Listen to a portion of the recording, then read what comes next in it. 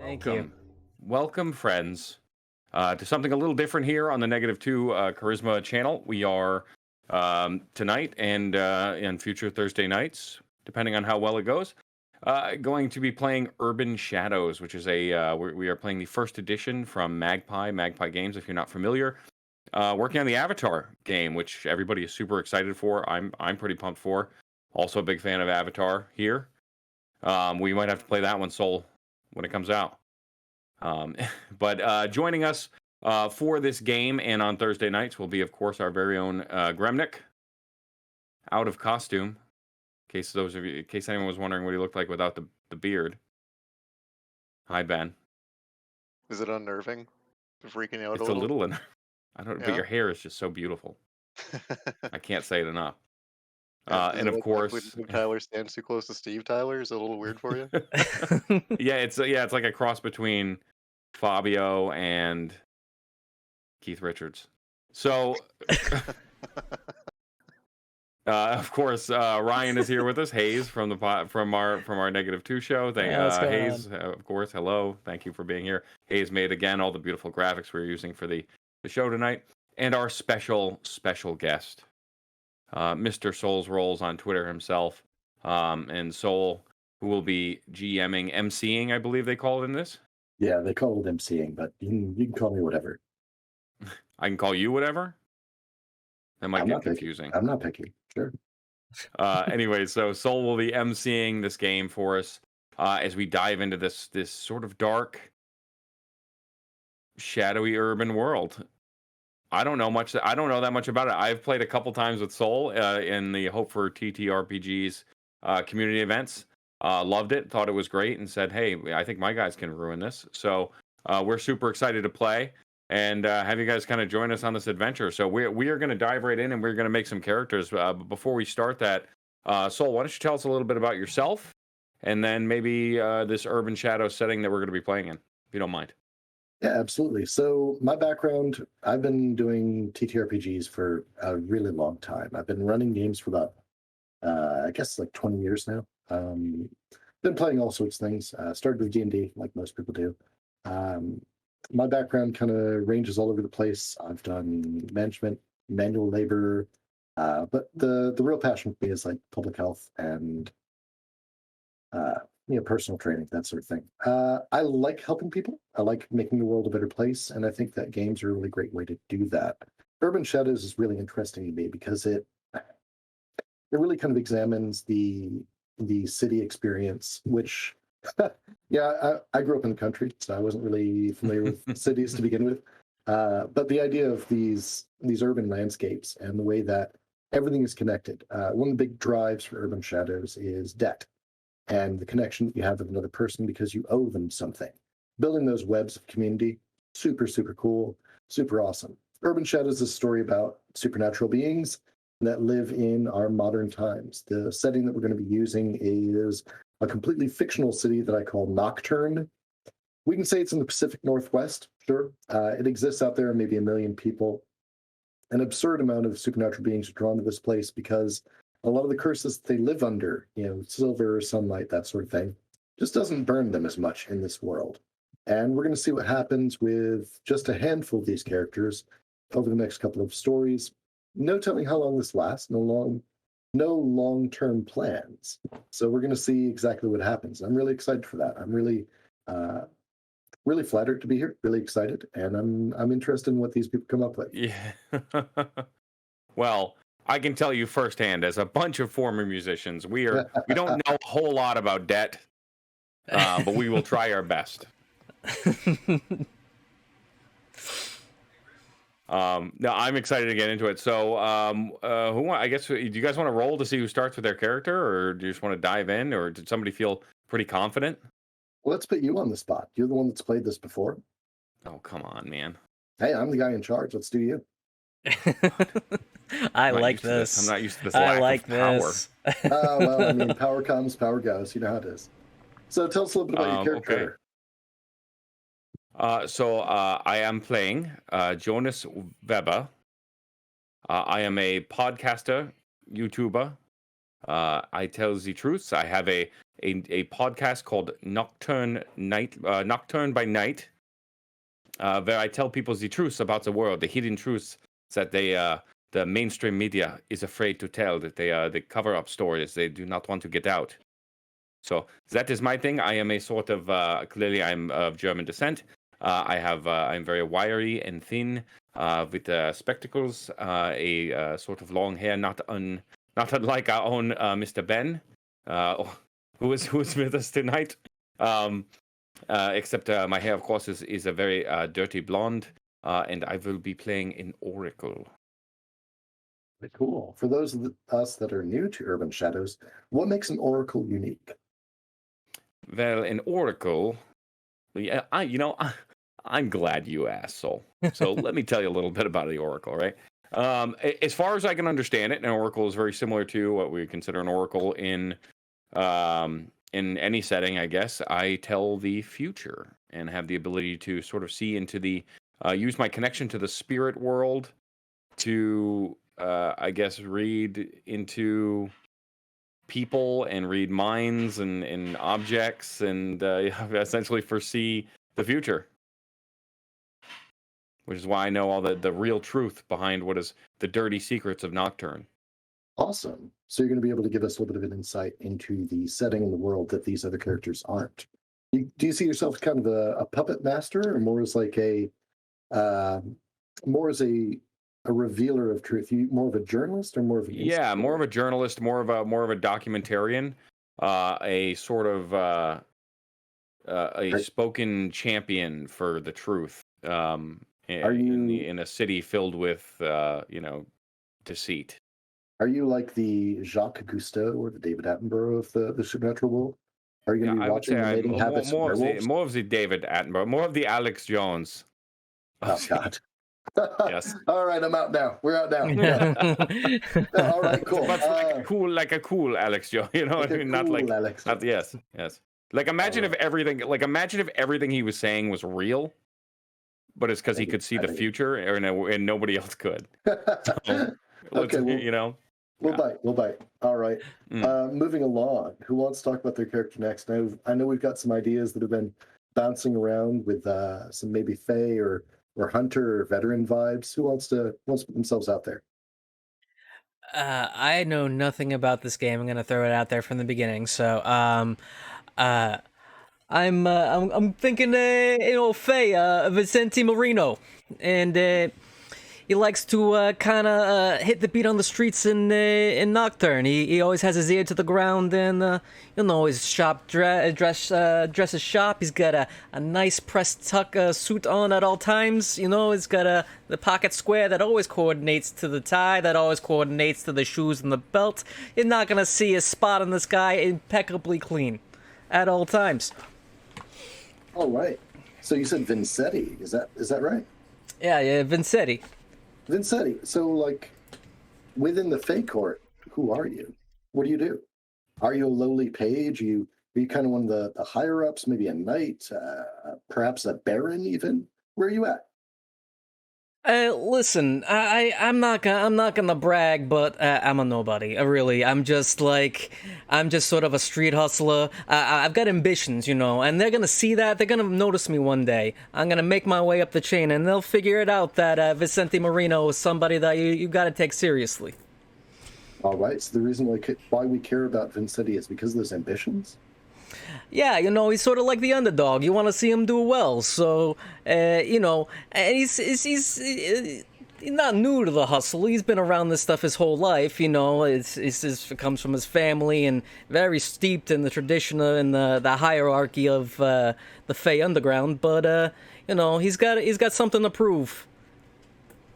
All right, cool. I like it. I like the underdog story. A little bit of Rocky Balboa, a little bit of we're looking at like Scarface here. Yeah, I dig it. All right, we got one more player left to chime in. What do we got? So I'll be playing Terrance Harper, otherwise known as Terrance the Accountant.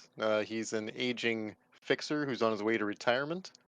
Like in the Shadowrun sense of the word fixer, a criminal contact, kind of a yellow pages of the underbelly.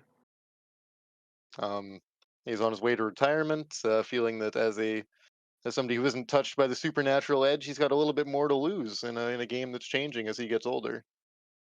Okay. So kind of falling out of touch, kind of falling behind. Time to get out while it's safe. Yeah. Yeah, so he's just trying to wrap up his affairs, so to speak. Okay. So if you don't mind my asking, like, what's dragging you back into the game? What's keeping you from out getting out? Well, the connections, how fast things move. Every time you think that you've clipped all the threads, something else is coming unraveled. So it's a Ah, never-ending process. okay, okay. So within Urban Shadows, every character has their own playbook.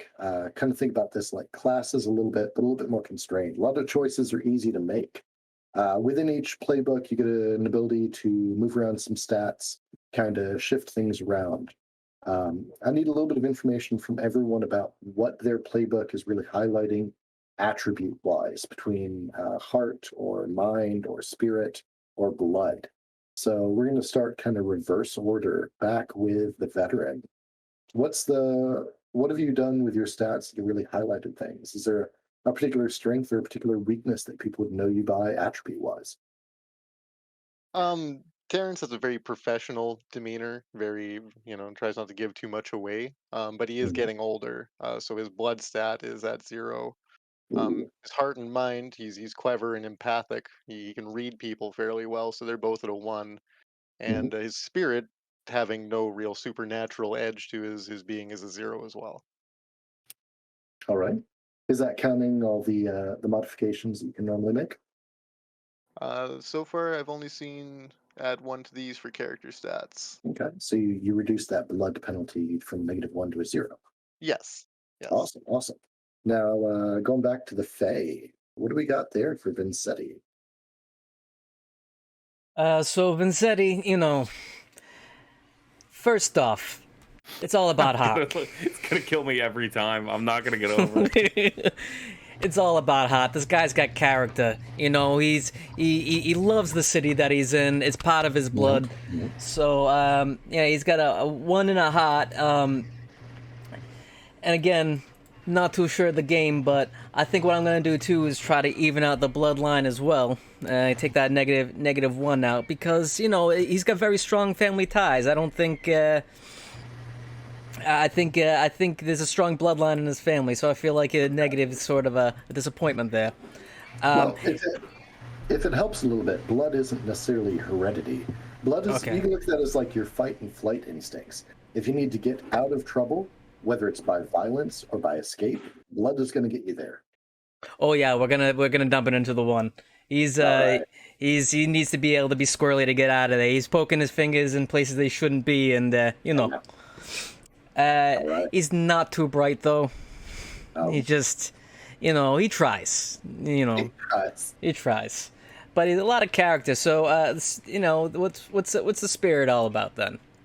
Spirit is your ability to tap into whatever supernatural aspects are in the world, whether that's tapping into your baser, more evil nature, or drawing upon the courts of the Fae, or even with the veteran and the other mortal characters. Tapping into spirit really shows you the resilience of humanity, the cleverness, the ingenuity, maybe that raw instinct to know, oh, there are predators here. I need to leave. That is what spirit does. Yep. So he's very quick on that. Again, he's a little bit squirrely. So yeah, 1 on spirit there. All right. Clever Hans, what do we got? That is Jonas, Mhm, mhm. so not Hans. Uh, That is very stereotypical. I think I am offended. well, I mean, I did name you after a horse, so you're up to being offended. That's fine. I hope this horse was fast. It was not. No, so even though I played this before, and my other players did not, run me through what our starting stats look like for me. All Like, right. But Your starting but how stats do I are- start this? Your starting stats are based around your character playbook. You are playing the Oracle. So if you go to the Yeah. Oracle, you're going to see a particular spread. It looks like you start with blood 0, heart -1, mind 1, spirit 1, and you can add 1 to any of those of your choice. From the looks of it, a oracle does not have a lot of heart.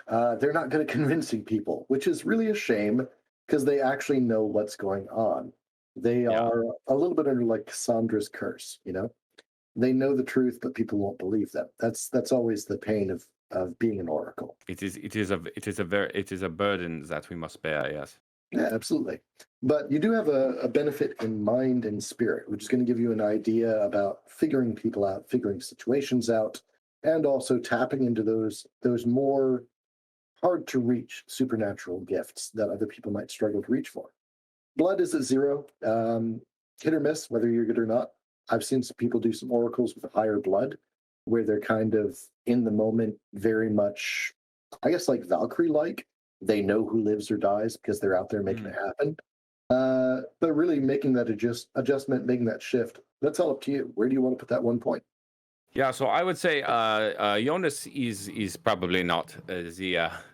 I am definitely not the Valkyrie type. I will tell you. I think a -1 heart makes sense as well. So I would imagine that my mind is the 2 because I'm very technical and very intelligent, and my sort of ability to read spirit is going to let's keep that at a 1. Like perhaps I am not the best at this. I don't really know why I can see the future. If that makes sense. You muted, buddy. Yeah, as we carry down the character sheets, there's more stuff that goes on. Everyone has a couple different things they choose, whether it comes to gear or like lifestyle expenses, things like that. Go ahead and fill those in on character sheets if you haven't already. And then we actually get down to the cool stuff, the character moves. Everyone has certain things that they can do that sets them apart. Not every oracle is the same. Not every fae is the same. So you normally get a chance to choose 1 or 2 moves from a particular list. I would like to hear a little bit about what people are choosing here. Let's go ahead and focus on the veteran. Remind me, because this is still the first episode, what is the veteran's name? Terrance. Terrance the accountant. Terrance the accountant. So, Terrance, you start with a workshop. Tell us a little bit about that if you could. So Terrance's workshop, Mhm. it's got a pretty good selection of mystic this and that, as he's tried to compensate for his own lack of inherent skills. So the ancient relics, Okay. The old mystic, this and that. as well as a good assortment of machining tools for outfitting operatives for jobs that he puts together, Okay. and a bit of Okay. medical station for patching them up as well. It's just your generic warehouse rented out on the cheap in a bad part of town. All right. So that's your stock move. Every veteran gets that. That's kind of what defines them. But you get 2 other moves outside of that. Tell me a little bit about those. I was thinking that for Terrance, the best laid plans would be a good one. That gives you a bonus for working out plans with people. Good co-op. And the true artist, I thought, was a good choice for somebody with a good workshop like that. Somebody who's interested in making sure that his contractors are going to be well equipped. Okay, yeah. So I was talking off stream about this, but I'd like to highlight it in the moment here. True Artist allows you to mark faction when you make something for someone else. Marking faction is really the way that you advance characters in Urban Shadows. Your power doesn't come from your own accomplishments per se, it comes from the connections you have with the rest of the community. By being able to make things for other factions and then marking them, Terrance is going to be able to advance that way by handing out guns, armaments, equipment, whatever it is, whatever mystical gewgaws or gizmos. That's a way for Terrance to advance. Really powerful move within this particular game set. Really cool stuff. All right, tell us a little bit about the Fae. What powers did you pick? Because that is a bundle of stuff. Yeah, there's a lot. So first off, absolutely words of wind. If someone, I don't like when people lie to me. And I'll end up finding out. Someone's gonna end up telling me, and it's just a bad look on them. So when someone breaks a promise or lies to me, and I found out they owe me a debt. Ooh, powerful. And it gets better, doesn't it? and you take +1 forward against them. Okay. So here's a good opportunity to talk about how forward and hold works. You will see a couple of different things where you say forward, ongoing, and hold. Hold is a resource. You'll roll something and it'll say, okay, hold 2. That means you have 2 opportunities to cash in on whatever you rolled. Whatever that is for the move, it really does change. Think about it as kind of a temporary resource that you need to tag. Forward means your next roll regarding that situation or person, you add 1 to it. So when someone lies to our Fae and he finds out, he gets to roll +1 against that. Doesn't matter what it is. If that's manipulating them, if that's kicking them in the gonads, if that's setting up some sort of betrayal later on down the line, he gets a +1 on that next roll, but only that next one. There is one that is even better than forward. It's called ongoing. If you get +1 ongoing, that means in pursuit of whatever that is, you get +1 forever until the end of that resolution. If you have, there's a playbook called Revenant, and they have a very big vengeance theme. They have a thing where they can declare someone their nemesis and get +1 ongoing to kill them. Until that person dies, they get +1 to roll to interfere with everything they do. Ongoing is really powerful. You don't see it a lot. So you've got words are wind, so you can get debts when people lie or break a promise. Really cool. You get +1 forward when they do that. What else you got? I think you got one more, right? Hey, I got one more from there. So I'm thinking a dish best served now. Which Nice. is when you commit to exact revenge on behalf of someone. I'm assuming my family's going to ask me to take care of favors every now and then. Gain +1 to all rolls against the target of that vengeance. For every scene in which you do not pursue vengeance, suffer 1 to harm. Yeah, okay. So this is an example of one ongoing. +1 to all rolls against targeted vengeance, period, going on forever. But every scene that you don't pursue that vengeance, you're going to take 1 harm. And that harm is tagged as AP. That means it's armor piercing. Doesn't matter what you've got on, you're taking that direct to the soul, no avoiding it. So if you want to go that route, if you want to put yourself on the line there, you become an unstoppable, unplacable force for fairy vengeance. But if you aren't doing it, you're slowly dying. A little bit of win, a little bit of lose, right? Yeah, I'll take it. Okay, cool. All right. So that's the 2 for you there. And you also get some Fey powers, right? Yeah, I think I get 3 of those. Choose 3. Yeah, tell me about Jeez, there's so much. it. If you need a moment, that's cool. We can jump to someone else if you need to look it over. Yeah, I'm gonna need a moment on the fairy All powers. right, cool. What about the Oracle? What do we got there? What's your base move? So as the Oracle, of course, I get visions of the future. And what I, in those sort of manifest in the form of foretellings. So at the beginning of the session, I get to roll. We can do that whenever. And that basically determines if I see something terrible is about to happen that we can perhaps go and avoid or prevent, or we miss and somebody dies. So that is not good. Is that isn't that a hold ability? Yes, so I would hold 1 on a 7 to 9. On a 10 plus, I hold 2. 7 to 9, I Nice. hold 1. On a miss, -1 to all rolls to prevent it. Ooh, that's a -1 on Because I one. see That's rough. somebody important to me dying. Okay. You get some other powers? I do. So I get 2 more. My 2 powers are my first one is Conduit. I advance Let It Out for all characters in your presence, including yourself. Which is, it's very, that just means you just sort of relax. You just sort of go with the flow, just let it out. It's very calm. That is not what it means, is it so? No, I mean, if you want to say that's what it is, that you have this calming presence that allows people to tap into their supernatural natures, that makes it more prominent. I think that's a really cool thing. I don't think that's what it is. That is what I imagine I am sort of frantic and sort of and very neurotic. So Okay.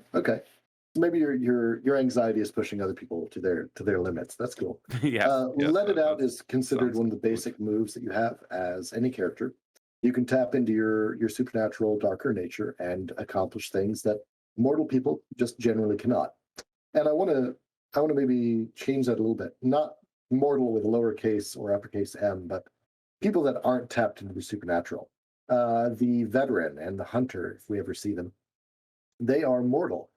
They don't have supernatural powers, but they're still tapped into that sort of thing. So even the veteran can let it out. They can tap into that human ingenuity and really go that extra mile. Now, what Conduit does is it advances that maneuver, which means if someone hits a 12 or greater, whatever they're tapping into, they can make that permanent. But that does cost corruption. We'll get into that later. So what other power you got? I just want to point out. So let it out for Terrance would be he finds like all of my missing depreciation credits on my taxes. Yeah. I mean, that or you can maybe like figure out, I don't know, like figure out cryptocurrency or NFTs. Fucking, that's archaic and esoteric, right? Yeah. It does. That is a whole different city. It's a different power set, different faction.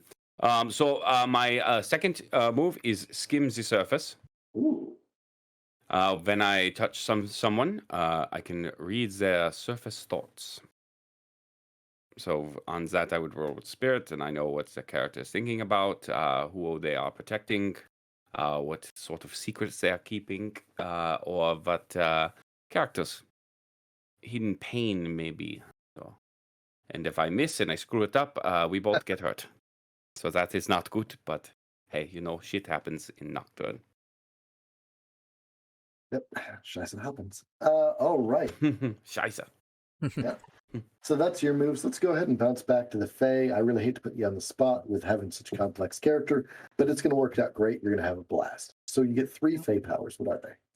Yeah, I think I'm gonna do first off glamours, because how dare someone get some mud on my shoe? I'm gonna have to make sure that no one sees that, Oh, okay. I can't. And maybe I can dress up my face a little bit to be a little more convincing. Who knows? And I don't like it when people disagree with me, so I'm gonna go with Bedlam and place them in emotional states of my choosing. And Okay.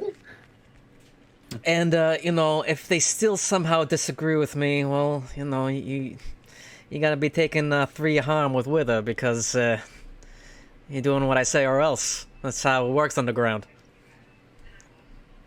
All right. So tell me a little bit about how these fairy powers work. There's a particular way that you have to invoke them, isn't there? I'm not seeing that on the sheet that's here, but if there is, I can. All right, cool. So we're working with some Roll20 sheets that we found may or may not be containing all the information we need. But the Fey moves, do you guys see something called Fairy Magic in either your playbook or any of the additional supplements I've sent? Playing the Fae. I see fairy magic. Yeah. Okay. So whenever you use one of those I have fairy powers. Hold on, Yep. sorry. Yep. Hold on. I'll let you go.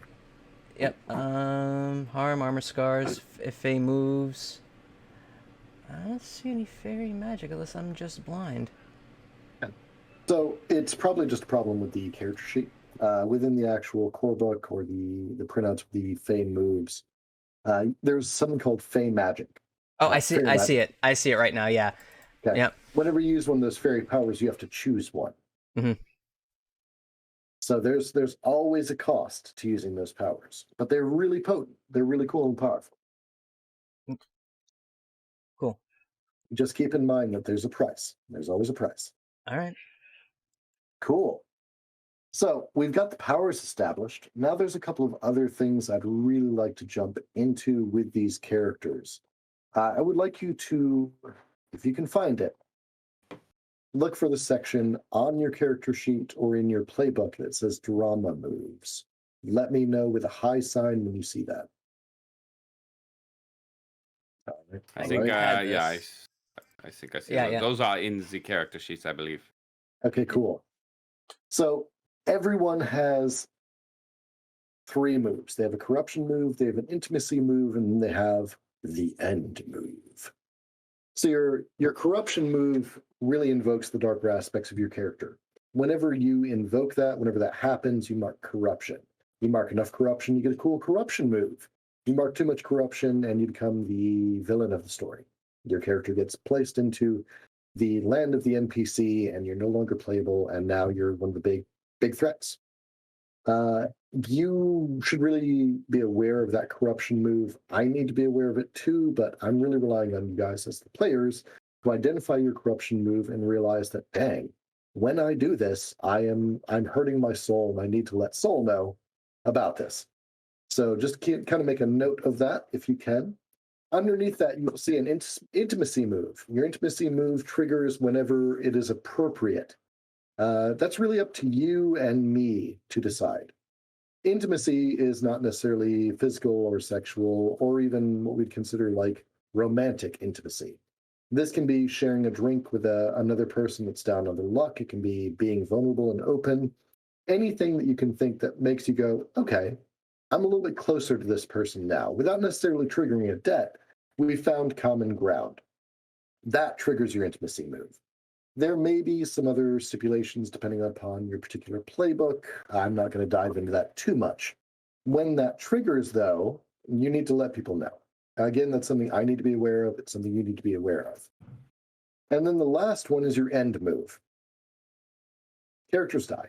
In this game, it's pretty hard to do, but sometimes you may just be like, you know what? I'm cashing out. This is it. This is the end of my story. Let's go.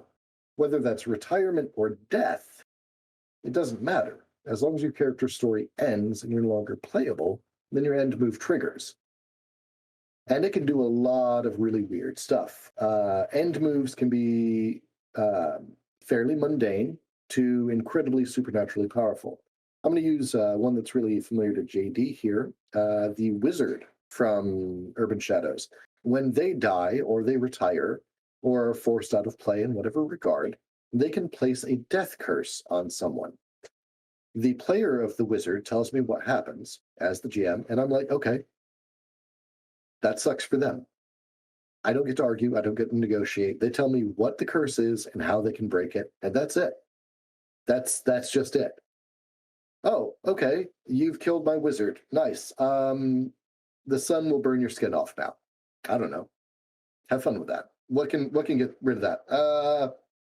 You have to kiss a particular stone in the outback at high noon. Good luck. Godspeed. So just so we can get kind of a sample of this, I'd really like to see some samples here. We'll go with the Fae. Tell me what your end move is. So, once I'm sleeping with the fishes, I choose a character and bestow my favor upon them. They can choose to either take fairy magic and 2 of your fairy powers, or to advance persuade an NPC. Wow. So you can kind of bestow the gift of the court upon them as you pass. That's cool. Yeah. All right, veteran. Let's talk about the veteran's intimacy move. What is that? So when you share a moment of intimacy, the veteran gets to tell a story about the past and the lessons that you learned from it. Then you can either both take +1 going forward, or the veteran takes +1 going forward. The other person takes -1. Oh, wow. But Nice. You hold 1, and you can spend that to lend a hand to that character from any distance. Oh, nice. Very cool. All right. And what do we got for the corruption move for the Oracle? I cannot give a. I cannot offer someone a false prophecy because I Okay. would have to mark corruption. So I can do it, but I can only do it a limited number of times. So you can lie to people about the future, but it burns you. Yeah. That is correct. No lying. No lying That about would the be fine. future. Lying about the Yes, present is fine. Maybe lying so about the past. I can lie about the past. Yeah, true. Like, hey, I did not give you that false prophecy. That was not me. It was some other guy. Some other Oracle. All right. So, along with each character, you've got a bunch of other things you need to fill out: description, some nomenclature, some cool periphery stuff, some gear options. Honestly, as the guy running the game, a lot of that stuff doesn't really come up for me. If you tell me you've got a toolbox full of like harpoons, I'm just going to assume you're not lying to me. I'm not going to check your character sheet. I may look at you skeptically and be like, okay, we'll talk about that later. But if you tell me you've got a box full of harpoons, we're going to say you got a box full of harpoons. That aside, I think that is the majority of character creation at the start. We've got names, we have playbooks, we have some relative descriptions, we have key and core powers, we have the intimacy moves marked off. The only thing left, and I think this is the most fun part of the game, is debts. So every character, you have a section that says debts. And there should be normally about 3 different options there, kind of 3 questions or 3 statements. Does everyone see those? Yep. Ja, sehr gut. Sehr gut. All right, cool.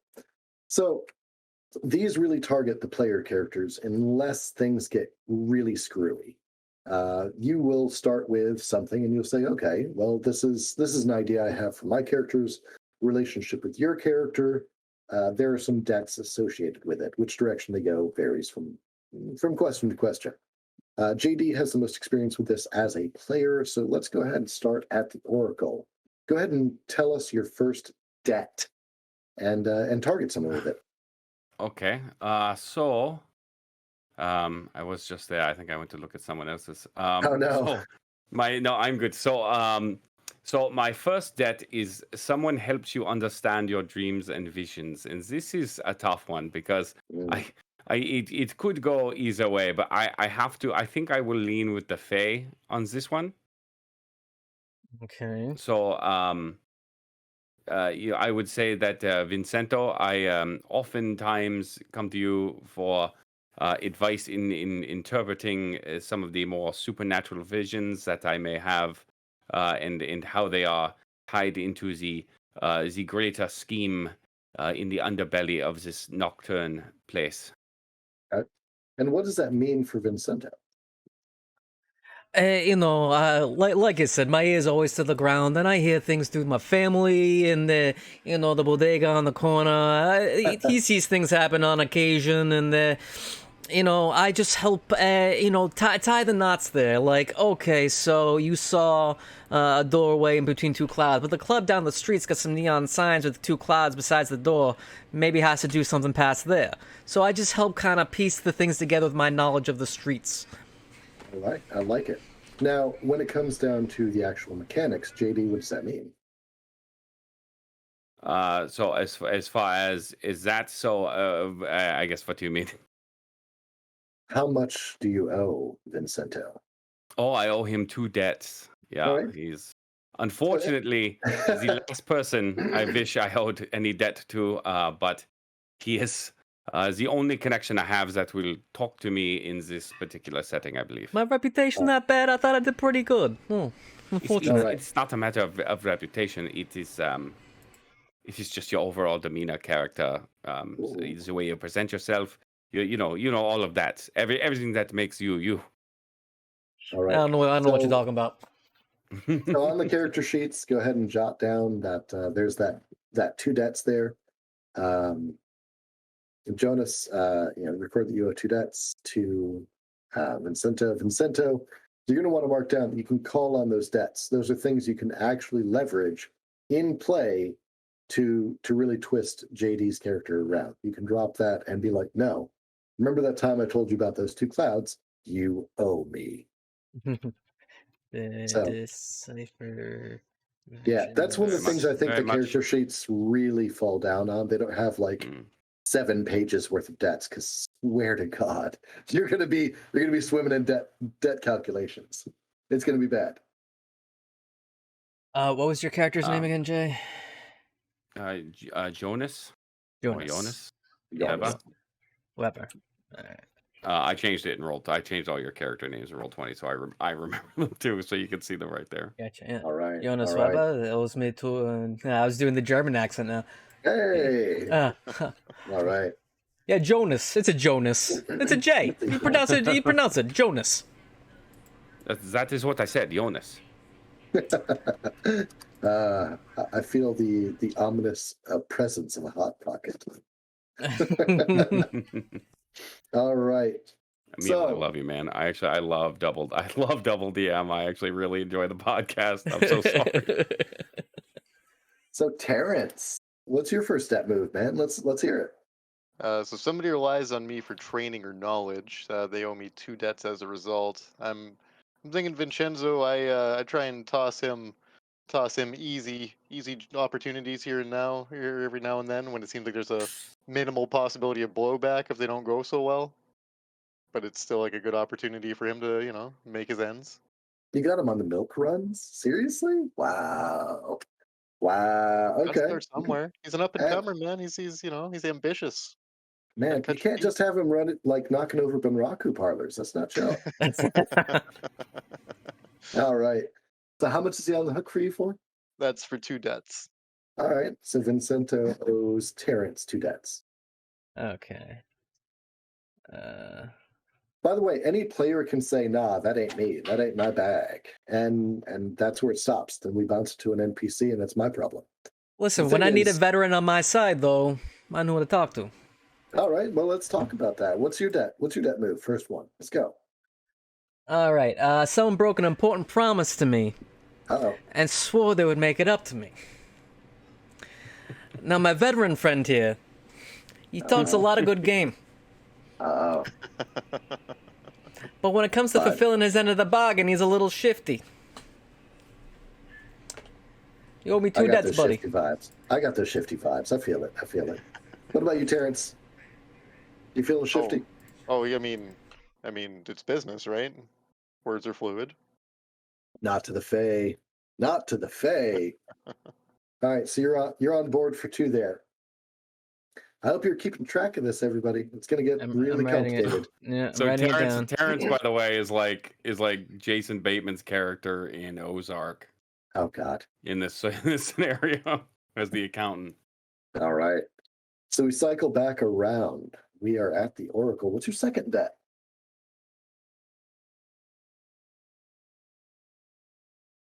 You have muted yourself. I friend. know. I have to. I'm sorry. I have to look it up. I knew it was coming. put him and on the spot. still- We put him I on the st- Yeah. spot. Yeah. So my second debt is that I have had a dire prophecy about someone, and but I do not know how they to help them. So, or yet, at least not yet. So, I'm going to say that is my veteran friend. All right. Actually, my next 2 debts are sort of going to tie together. All right.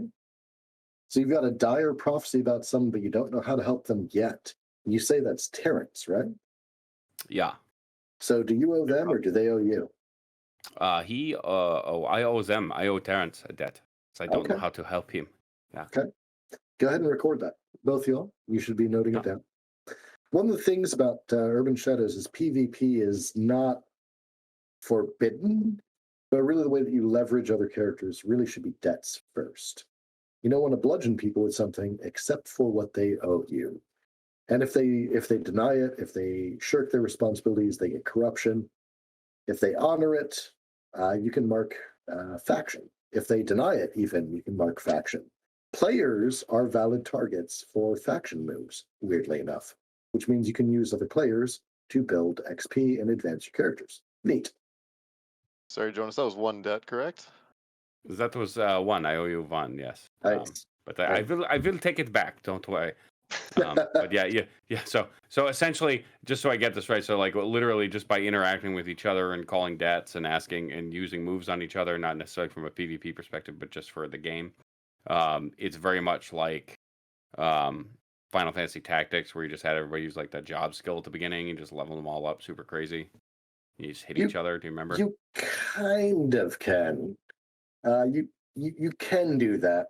If you start really manipulating the game and doing that, grinding levels on each other, I'm going to intervene on a meta level and be like, dudes, is this what we really want to play?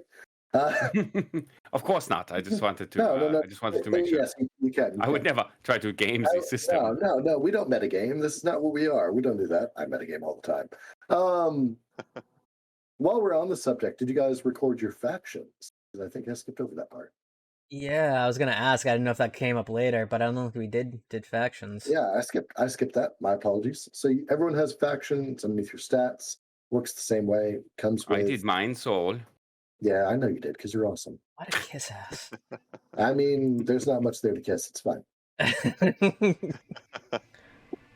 No, everyone should mark that down. It'll come in handy later. Let's finish up these debts before we really focus on that. Let's bounce it to the veteran, Terrance. What do you got? Second debt. For my second debt, I'm working on something big for someone. It's nearly ready. They owe me a debt. I'm thinking Jonas has been getting me to look into trying to find the trigger man for the assassination of the CEO of a local cheese concern that's had a hostile takeover. He's looking for the trigger man.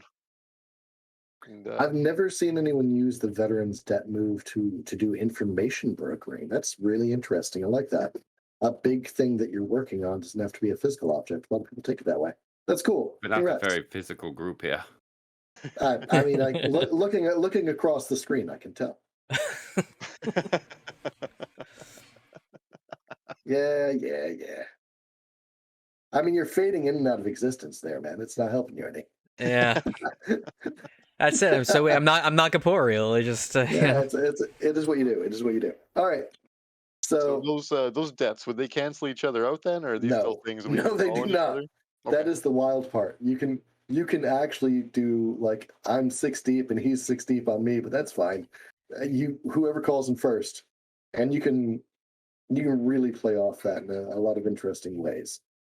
It's like, all right, but remember that time you owe me? Ah, shit, yes. All right, fine, whatever. But I remember that other time that you did me like this. Like, okay, fine, that's cool too.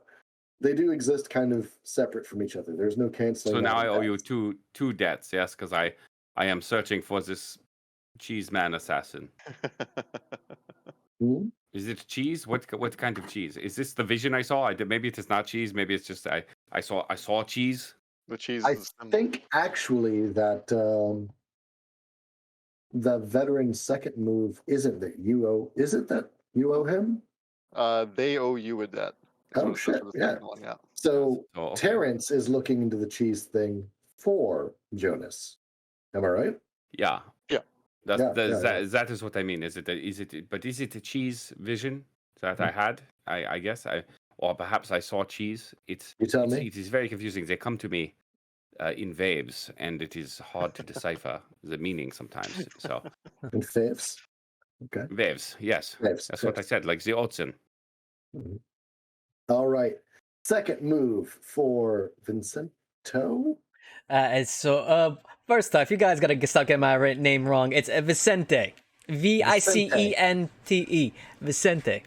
Vicente Marino. Come on, of the Marino family, you know. I'm keeping something hidden for somebody, and I owe him a debt. And some of these visions that Jonas over here, they get a little specific for my tastes, and I just can't tell him everything about it. It's just I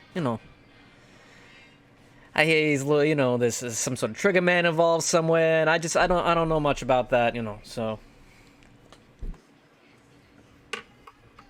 So what you're saying is I go to you for help. Wait a minute. These Hidden visions. force. Oh, I got this wrong. Hidden for somebody, not from somebody. Never mind. You're keeping something hidden for somebody. They owe you a debt. Okay. Oh. Okay, so I guess I just owe everyone now. Actually, someone always ends up on that pile, man. Yeah. No, actually, but true. it's I can see the veteran having something that he shouldn't have his hands on. Okay. He seems like to me he has like a USB drive or something that he just shouldn't possess and needs to keep off of his person. All right. I'm happy to do that for him. All right. It's a very reasonable service. Business is business. Business is business. How many do I owe you for that? A single debt. Nice. Just one debt. Just a single, like a little slice of debt, Just a bit of, just a little piece, gabagool. A little gabagool of debt. Leave the gun. Take the cannoli. Classic. I know, right? I'll stab right, you in the that- eye with a cannoli. We are Please Jeff. All right, We we're are circling back around to the Oracle with the last Yeah. debt move. What are you doing? Yeah, I have to find it again because I keep doing this. Let me see. Hunter, the Oracle. Okay. So, and I knew this. So this will sort of work into my previous debt that I spoke of. So while I owe the veteran a debt for the dire prophecy that I know about him, that I just cannot seem to help him yet.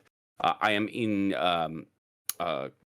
at the same time. I am helping him realize his true potential. So he keeps trying to retire and is very business oriented. I see in my visions grand things for our friend Terrance. Not so much for Vincente, but I digress. All right, cool. So how much So is he that owes worth? me. He owes me a single debt, Nice. and is possibly getting a little frustrated with my emails. So Terrance, last move. What do you got? Someone keeps pulling your ass out of the fire. You owe them 2 debts. Uh-oh. I'm thinking Jonas, although he hasn't been able to figure out his big vision, he has given me some rather timely advice as to when to not be places or when to not meet with certain individuals, which has resulted in my hide staying intact. So I like it. I owe him 2 debts for that. It's a big one. Nice, so well played. Because now we are almost. Now you owe me 1 according to my math. Is this correct? If only they canceled out like that. Oh, they don't. No, they do not. They stack. Oh shit. Yeah, straight up. Now, when it comes down to the actual moment, you can start horse trading like that in game. You'd be like, but remember that time. But remember that time. But remember that time. But the benefit to holding on to the debts that you have rather than canceling them out, if you honor your commitments, if you do in fact go through and be like, okay, yeah, you did help me out that time. I'm going to do this now. Then you have ammo later to leverage them into behaviors that they may not want to do. And the more you do that, the more you horse trade, the more you undercut your own political power. And the more you stay aloof, the more you honor your debts and then hold your commitments in abeyance, the more you can leverage these other poor bastards. And that's really what it's about. I mean, who doesn't like manipulating players? That's what we do, right? This is my whole thing. Yeah. All right, you should watch on Tuesdays. I have caught a couple. And we circle down to Vincente. What you got? Third debt. What do we got going on? Yeah, so I mean, I keep hating to hop on Terrance here, but I don't think Jonas over there being the podcast is going to be up to a dangerous task. So I entrust. Telling the people the truth is a dangerous game. No, it's not. Is it the most dangerous game? It's the most dangerous game, of course. All right. Yeah, whatever. That's playing keep away from some werewolves, but we will not go there. Guy's a loony. So you entrust someone with a dangerous task. Ask them if they succeeded or failed. So, do I? How does this work out? Do I ask him now if he succeeded or failed, or is that something later on? No, right now. Just pitch an idea. I needed you to protect my back from vampires that were coming in my house. Did you manage to do it, or did you not? Okay. So I actually needed a little more subterfuge than that. I needed some records erased. It seems that I was sort of caught on camera somewhere. Happened to be maybe a family that I'm not so friendly with. Oh, my family might not be friendly with or might be actively at war with. Anyway, I needed my face off of those cameras, and I'm just not cut out for that sort of thing. So, were you able to do it? Is my information removed? Terrance knows the most capable technomancers in town. He's got his fingers into the wizard pie, and he was able to hook you up with exactly the services you needed. All right. We don't finger wizard pies on Maine. Oh no, We leave that for are after. we We drawing leave the that line for right after there? dark. It was consensual. I mean, that's the Wizard important fingering. part. All right, cool. Yeah. So, what's that mean, Vincente? That means I owe him a debt, a single All debt. right. A single debt. All right, you guys have worked through the debt section of the game. We're going to flash back to the faction section. It's just like the attributes. There are 4 different factions in Urban Shadows. There's Mortal, there's Power, there is Night, and there is Wild. Each one of those represents a particular power block within the supernatural world. Each of you belongs to a particular power block yourself. Oracles belong to Power, Veterans belong to Mortal, and the Fae belong to Wild. You should have, generally speaking, a higher faction rating with that particular faction that you belong to. But there's always a little bit of wild card. There's a +1 that you can move around there, just like anywhere else. You can put yourself at a little bit of an advantage somewhere. So go ahead and knock that down. You really don't have to tell me or divulge why or what's going on, but it can definitely inform some character choices. You know, if you're, for example, I think mortals are the ones that really do flex this the best. If you make the choice to invest in Night, that tells us something about you as a mortal. You know, where you are as a veteran or a hunter or one of the aware, like where did that go? And you know, Power, if you decide to invest more heavily in Power, that means you're more of a mover and shaker. If you move outside of those circles, maybe you're kind of an ambassador. With Wild's kind of I hate to say it, it's a wild card.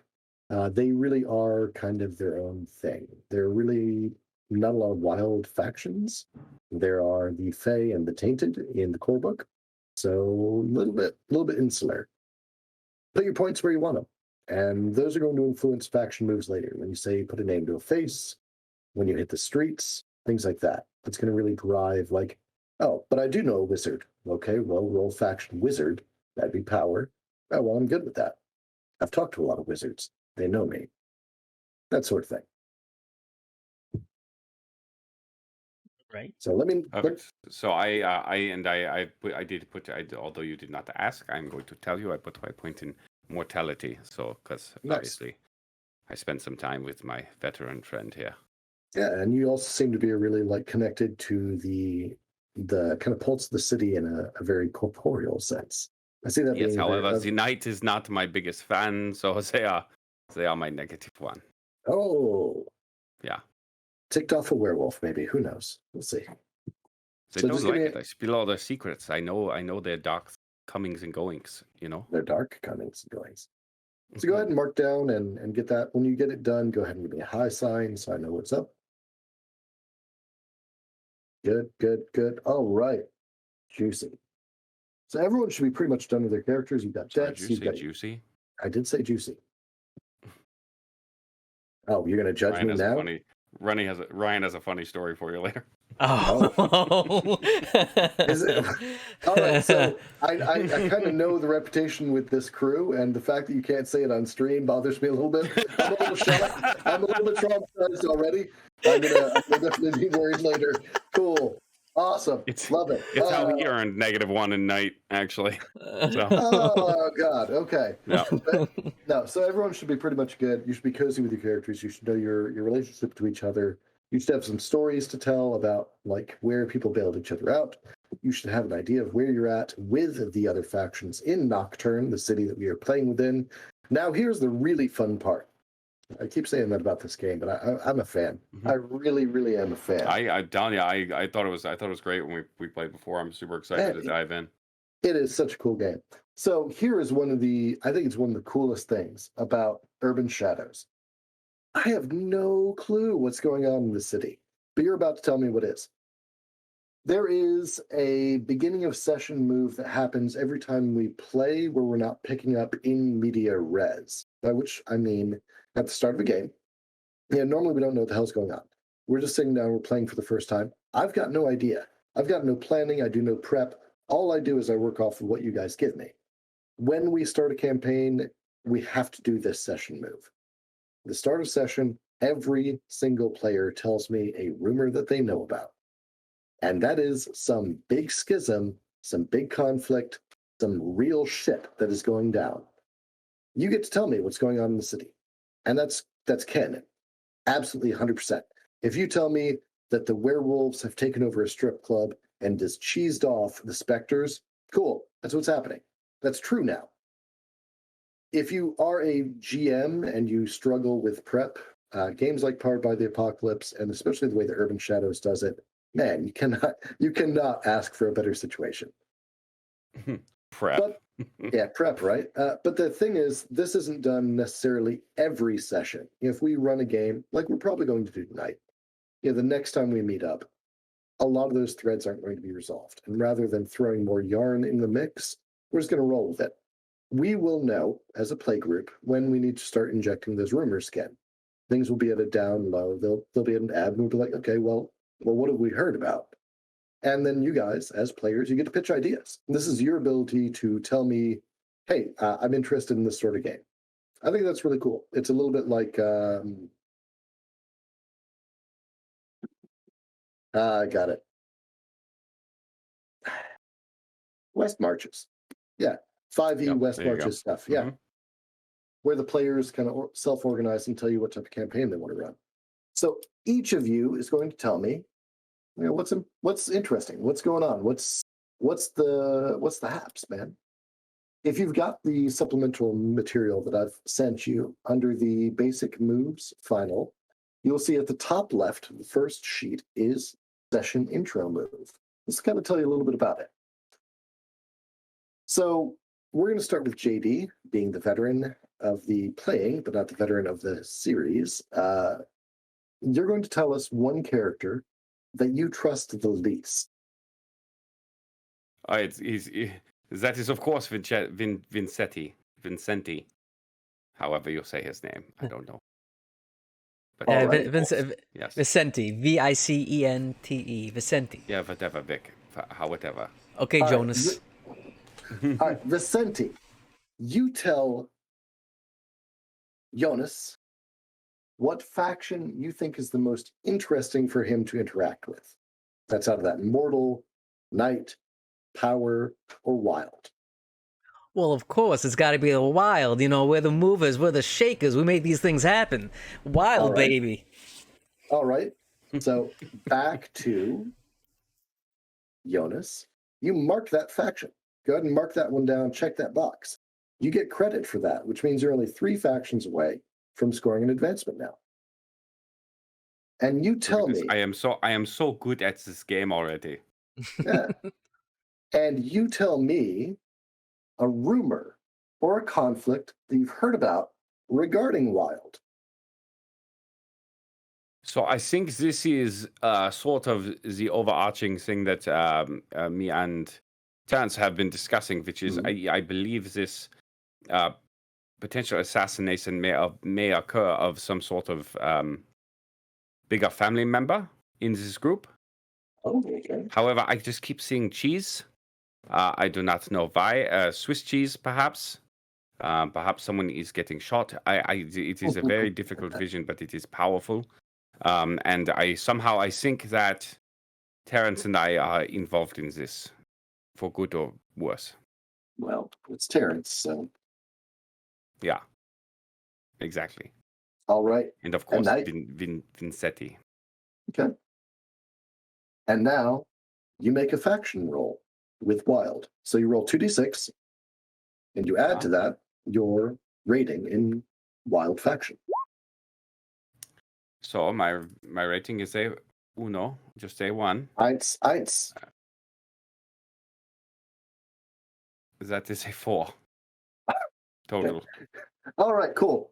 So one of the big things with Powered by the Apocalypse, which Urban Shadows runs off of, is fail forward mechanics. 7 below, the MC gets to screw you. 7 through 9, I only get to screw you a little bit. 9 and above, you get what you want. So when you roll poorly, that opens up opportunities for me to make moves. I don't do anything unless I'm provoked. A little bit. There's some language there. I don't know how I feel about that, but we'll go with it. So you rolled a 5 or 4? 4. A 4, yeah. All right. 1, 2, 3. Yeah. Yeah. All right. That's a bad one. You are caught flat-footed, unprepared, and unaware. I will tell you who is coming at you. So you are caught. You're caught kind of in media res. Shit is going down, and things are going bad. Let's put a pin on that. I want to see what else triggers from this, and I want to see if I can build some cool narratives there. But you are going to be definitely opening up the scene and the scenario with being at a terrible disadvantage and being raked Well, over the coals. this sounds accurate. I told you the truth is a dangerous business to be in. Yeah, I mean, that's why we cheese off let's get werewolves, out. right? All right. Ah, man. Let's go to Terrance. Terrance, what do you got? Same deal. You pick someone who you trust least. Despite the fact that Jonas keeps saving my life, the means by which he does it are very unnerving. There's no preparation or science or method to it. It's just it seems supernatural and therefore untrustworthy. All right. So you trust him the least. So, what does he mark for his faction? Who's it Jonas. most interesting for him to interact with? Jonas, tell us what Terrance is going to be dealing with.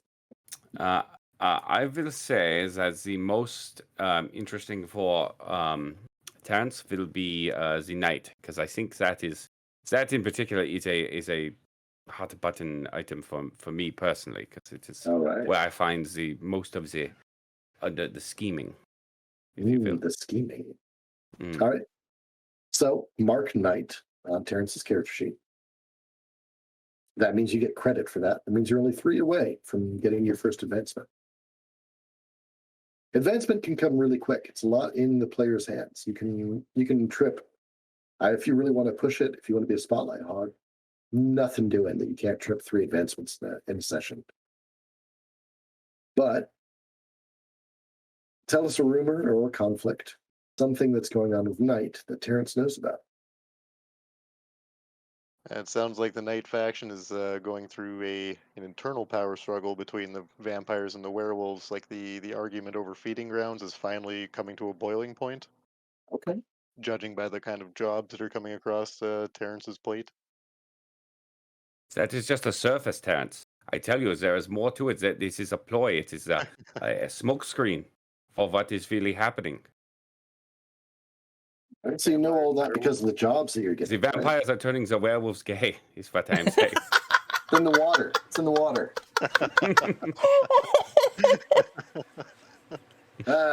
I'm so sorry, Internet. I had to. No, that's valid. That's a valid one. I like it. Poor frogs. Man, frogs can't even catch it. Never mind. All right, go ahead and roll with Knight, Terrance, before the frogs turn gay. The werewolves. The werefrogs. The werefrogs, yes, thank you. That is a 6 plus 0. So yeah, 6. Jonas, would you say they're ambiphidian? Ooh. Zing. All right. Yeah. A 6, you said? A 6? Certain. A 6, yeah. All right, you are also flat-footed and people are gunning for you. This group is off to a strong start. Is this a typical -2 group? Is this how it goes? 100%. Yeah, absolutely. All right. Oh, man. Let's see if we can go 3 for 3. Let's go. All right, Vincetti, who do you trust the least? Yeah, I mean, there's no way that Oracle has any idea what he's talking about. And he's got no idea. How can you sit in the room and I get visions? You got to have your ear on the street in order to know what's going on. That's why he asked me all the questions. All right, so what are we marking for our local fae? So this is the problem, right? Because they just refuse to understand the truth and how it is affecting the world they live in. I will say for the fae, it would be. I will also give him fae, because I think that is the big ones that I am speaking of. We'd say he's marking wild. Wild, yes. So sorry. Nice. All right, no, it's cool. All right, so go ahead and mark that on Vincetti's character sheet. and then roll with wild. 2d6. Maybe you add do your get wild. me out of this mess I I am in. think I'm already part of the wild faction, though. So would that have been marked already, or is it? Okay. Nope. Okay. And roll with wild. Session intro. That's... Throw 2d6 and add the rating of your wild faction to it. Wow. Look at that. Yeah, so that was a 5 and a 6 plus 2, so that's 13. Woo! All right. Big swing. Big hit. All right. That is nice. Ah. You are prepared and everything. Of course I am. Of course. But what are you prepared for? Listen, it's not a secret. The vampires and the werewolves are coming ahead, all right? We can't have this sort of imbalance in the underground, though. This is bad for business, bad for everybody. So we're the wild are ready to intervene if need be. All right, so the wild already knows about this conflict, and they are prepared to drive a wedge between and get things solved. Is this like a peacemaking? No, this is to operation? shut the hell up and keep things at the status quo. This is no peace. Oh, okay. All right. So You're ruining all the already- business prospects. I like it. I like it a lot. Because you rolled as well as you did, you can either have a debt on someone in that faction, or you know something useful, or you have a useful piece of equipment. Oh, I'm all about the knowledge broker, so I know something useful. I think Okay. it... Okay. So the useful thing that you know is not only is the wild ready to shut this all down, but they started it. They That's provoked right. this. They started the whole thing. Those territories, those grounds, the werewolves and the vampires fighting over, that's something that's been set up 100 years ago, and it's finally coming to fruition. And your cousin, well, we call it a cousin, but it's really your uncle's nephew's grandfather's roommate. Yeah, it's just easier, though, is, we Yeah. got paperwork on the lineage 5 miles long, Yeah, it's fine, it's fine. You actually know what's going on. You know the way this was manipulated, and you know that this is a setup. The idea is to provoke them into going all out. Nocturne's a pretty chill town. This sort of open warfare isn't really accepted by anyone, and by stepping in and shutting it down as the wild, it's going to get big kudos for the Fey courts. And you know that you are all responsible for it top to bottom. It's brilliant, brilliant setup. Hundreds of years in the making. Mm-hmm. Yeah, it's because you guys are clever. See, Terrance, I tell you, this is a smokescreen. There's something bigger happening here. There's something bigger happening. All right. So we have run through character creation. We have run through session start. We have ideas about what's going on for the session. We have 2 characters stuck right square in the middle of it, provoked and with guns blazing towards them. I would like to go ahead and grab a cup of tea for myself. Is it okay if I take a 5-er? Yeah, absolutely. I think that's a great spot to do it. So let's go ahead and take a quick 5-minute break. For those of the people, I noticed we got a few people in chat. We are doing a dice giveaway through Dragon Knight Dice. It is for our essentially is a character-themed dice set for Hayes, which is Ryan's character in our Tuesday games here on Negative 2 Charisma. Soul, that includes you, man. Earn those channel points and go ahead and submit a what do you call that? An entry. Yeah. Yep. Yeah, right. It's Yeah, it's all in there. 2,000 Just read the thing. Click the button, boiled read the eggs thing. per entry. Yeah. All right. You know why boiled eggs? No, I don't. Why is that? God, I was hoping somebody would. Anyways, thanks, guys. We will be right back in 5 minutes. Click the button, win some dice, and stick around. We'll see you soon. All right.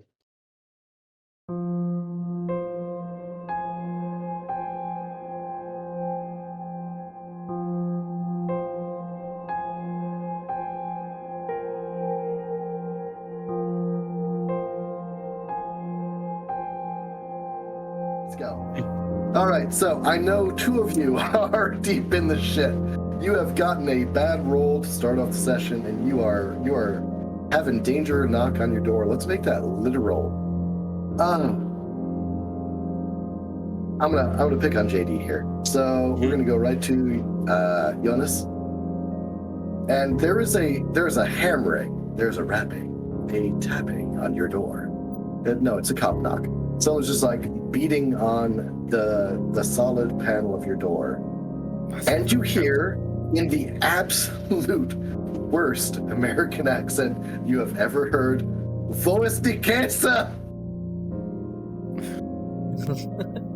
I was in the. I that was a 2-minute spot. Casa! For fuck's sake! And I take my cheese. headphones off. Where is the cheese? Yeah. And I walk up. I walk to the door and I look through the peephole and I open it. And obviously it's got the chains, right? So it's on my apartment. And Obviously got the chains. Was ist los? I have no cheese here for you. Was is this? Wrong house. There's an awkward pause, as everyone realizes no one knows what the hell's going on. And then the door gets kicked in. This is evidently not something that can be discussed through wood.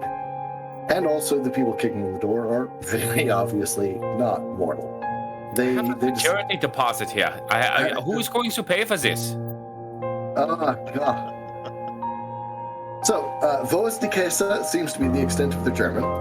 They know that the case is the Casa, the cheese, where is, and that's about all they got. They are currently kicking in your door, and the door is absolutely going to fall. You have maybe 3 seconds to do something here before these guys burst through. Now, you were looking through the people, right?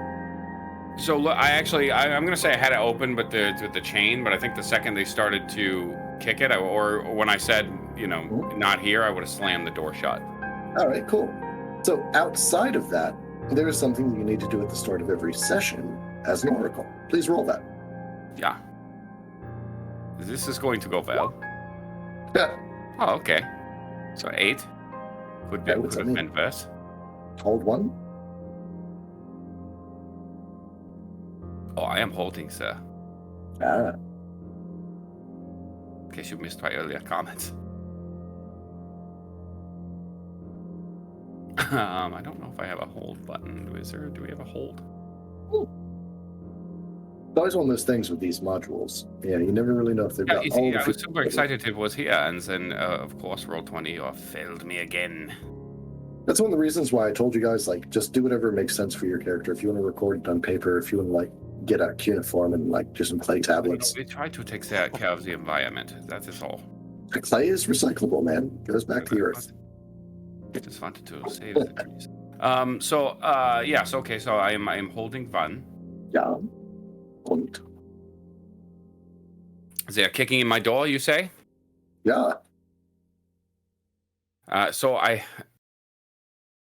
I'm going to panic. I'm going to go over to my computer. I'm going to rush. I'm going to shut everything down. I'm going to take a sort of a external hard drive that I have, and I'm going to put it in my pocket. I'm going to grab my jacket, which is a sort of light fall, like a dark green color. It probably has some sort of like the Nocturne Zoo or something.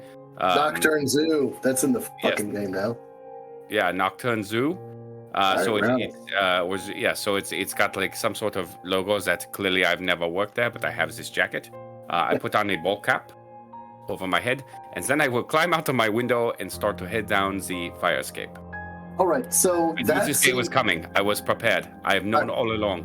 You knew all along this was coming. That seems a lot like acting under fire. If these guys break in before you're down that exit, they're going to shoot you. Probably in the lower back or the spleen region, which is important to the entire moving and living thing. So I'm going to need you to roll under fire. My specialty. Do you have that pulled up on your side? So I can roll for under fire, you say. What would I add for that? That's you can do with escape a situation, keep your cool, under fire.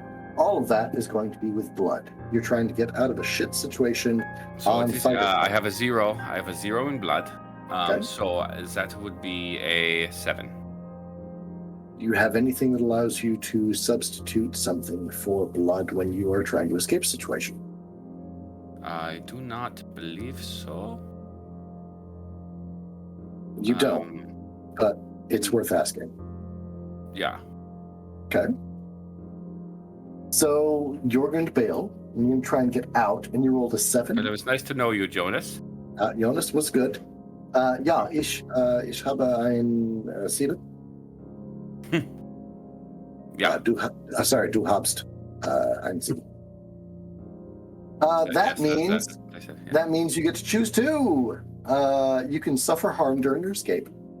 You may end up in another dangerous situation, which provoking the DM or the MC is always a great idea. Please try me. You leave something important behind. You owe someone a debt for your escape, or you give in to your base nature and you mark corruption. You must pick 2. If you've got 2. Yeah, if you've got the sheet open, I will say I take 1 harm. Perhaps on the fire escape. It is old. It is rusty. Okay. Perhaps I cut myself on the window. Perhaps I take a bullet. But it would be more than 1, but we'll go with it.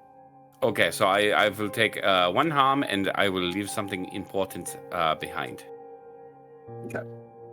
Which was, by the way, the thing that Terrance was looking for. I had all the data that he needed for that. Yeah. And that was about the cheesehead, right? No, so I think I was looking into the cheeseheads. Terrance, you needed something else from me, yeah? For owing you debts, there's 2 instances here where I owe you debts. Yeah. Don't breathe too much into the debts. Just roll the narrative. Yeah, so anyways, Terrance was investigating something.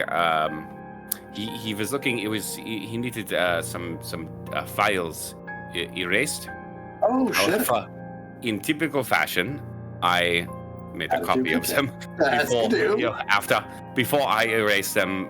So that is what is on the hard drive, or it is on the thumb drive, unfortunately. All right, so that gets left behind, and you take a single harm as you crash through the window, tumble down the fire escape, and end up in an alley behind your home. Meanwhile, everyone is asking about the cheese.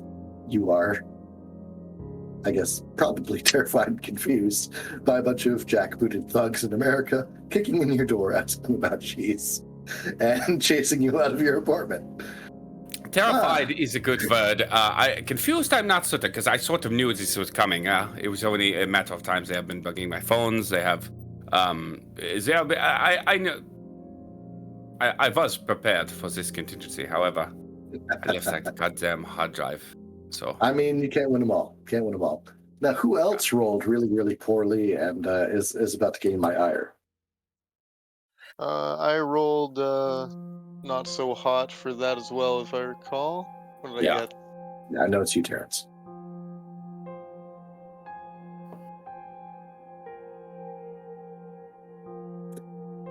So a similar thing happens to you, but perhaps not in the best of situations.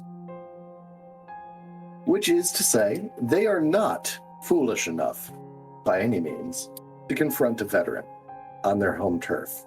Instead, you get held up in your car. Do you have a car, or do you have a motorcycle? I know the veteran's got some flex there.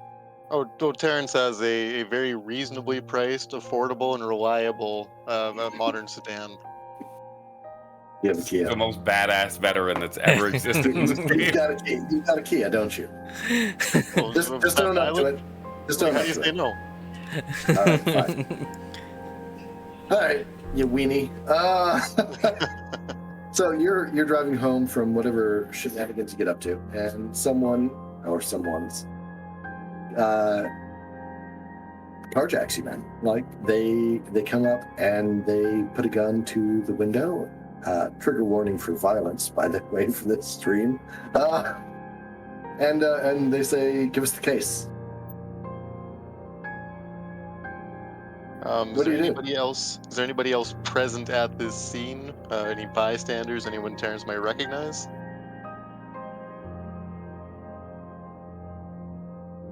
Do me better than that, Okay. because you can. You can do better than that. Do you want a little bit of help there? This is a new game. This is a new game.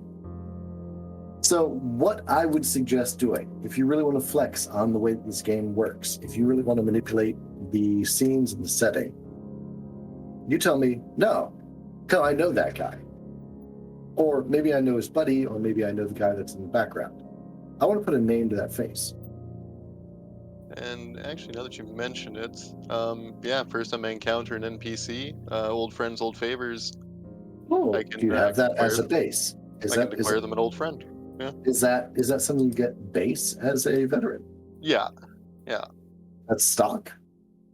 Yeah, That's cool. you get that right out the gate. All right, so tell me a little bit about that. So I know this guy. Name's Pete. He's a low-level operative. Kind of an aspiring muscle type, but not his most competent. But I know him, so I'm going to roll to see what kind of relationship we have. Okay, what do you roll? I roll with mind. Yeah, with mind. Okay. So that is a 5 plus 1 from the mind stat. Ooh. Why do they want you dead? He feels that I don't give him the opportunities he deserves. What's his name again? Pete. Pete. Pete wants. This is going in the notes. I'm sorry. All right. So you realize that Pete is one of those guys that you've tried to work with, and Petey boy, he's not maybe not the brightest, maybe not the most reliable. You've tried, because he's a good guy. He's a great shot with a gun. He's tenacious and tough as hell. And now he's outside your window and he's going to shoot you in the spleen. And this is not maybe the best time of your life. So what do you do there, Terrance? It's Pistol Pete. It's Pistol Pete. Let's go. He goes by Pistol Pete. We're doing it. It's Pistol Pete. On the streets. Pistol Pete on the streets. I don't even want to know what he is between the sheets. Let's not go there. He's Pistol Pete. Also Pistol Pete. Okay. Well, this is that type of channel now. Sorry. All right, let's go. So yeah, what do you do? He's gonna shoot you. I'm gonna try and talk him down with promises of future opportunities. You know, this is very unprofessional, Pete. This is not the way that professionals get a meeting going, accosting each other in the street. But surely we could get together in a more reasonable fashion and discuss the advancement of your career. Fuck you, Terrance. Always calling me Pistol Pete. God damn it! Tell your shit. I'll fucking kill you. You got to make a good argument. What are you going to leverage on this guy? Like, just telling him, I don't think this is professional. Pete don't care. Pete ain't smart enough for that. What do you got on this guy? Well, the promise of future work. I mean, by killing me, that's a momentary satisfaction, but it closes all the doors that I could hold open for him. God, I hope you don't argue like that. But I will give you the credit. There you go. Let's do it. What do you want to say that is? If you've got an idea with the mechanics, I want your idea. But if you don't have an idea, I've got some thoughts. Of what I could be specifically promising old Pistol Pete here. Not really promising, but like if there's a particular role that you're aiming for, tell me now so we can kind of refine that. Or if you don't know, if you're like, just this is what I do, and like what role would that be? Just hit me up with that. Yeah, I was going for the persuasion, trying to persuade him not to, shove a pistol in my teeth. Yeah, I mean that sounds like persuade an NPC. Like if you kill me, you won't get any jobs. That's a solid persuasion. And the pistol does not help the nickname, by the way. Man should be at least using like a shot. So you're gonna be rolling with heart. With heart. Do you have anything that changes your rolls? I don't think you do on that one. On persuasion, not that I know of. So with heart, that is a 6 + 1. Hell yeah. So a 7 is enough to get you some shit. They will modify the terms. So Pistol Pete, he's got the gun pressed to the glass of your car window. And he says, give me the case, give me the case. And you're like, whoa, buddy. This is really unprofessional to like hold up the guy that's giving me jobs. Why don't we reconsider this? He thinks about it. This takes a while. Pistol Pete's maybe not the cleverest person around. He says, man, damn it, you didn't give me work.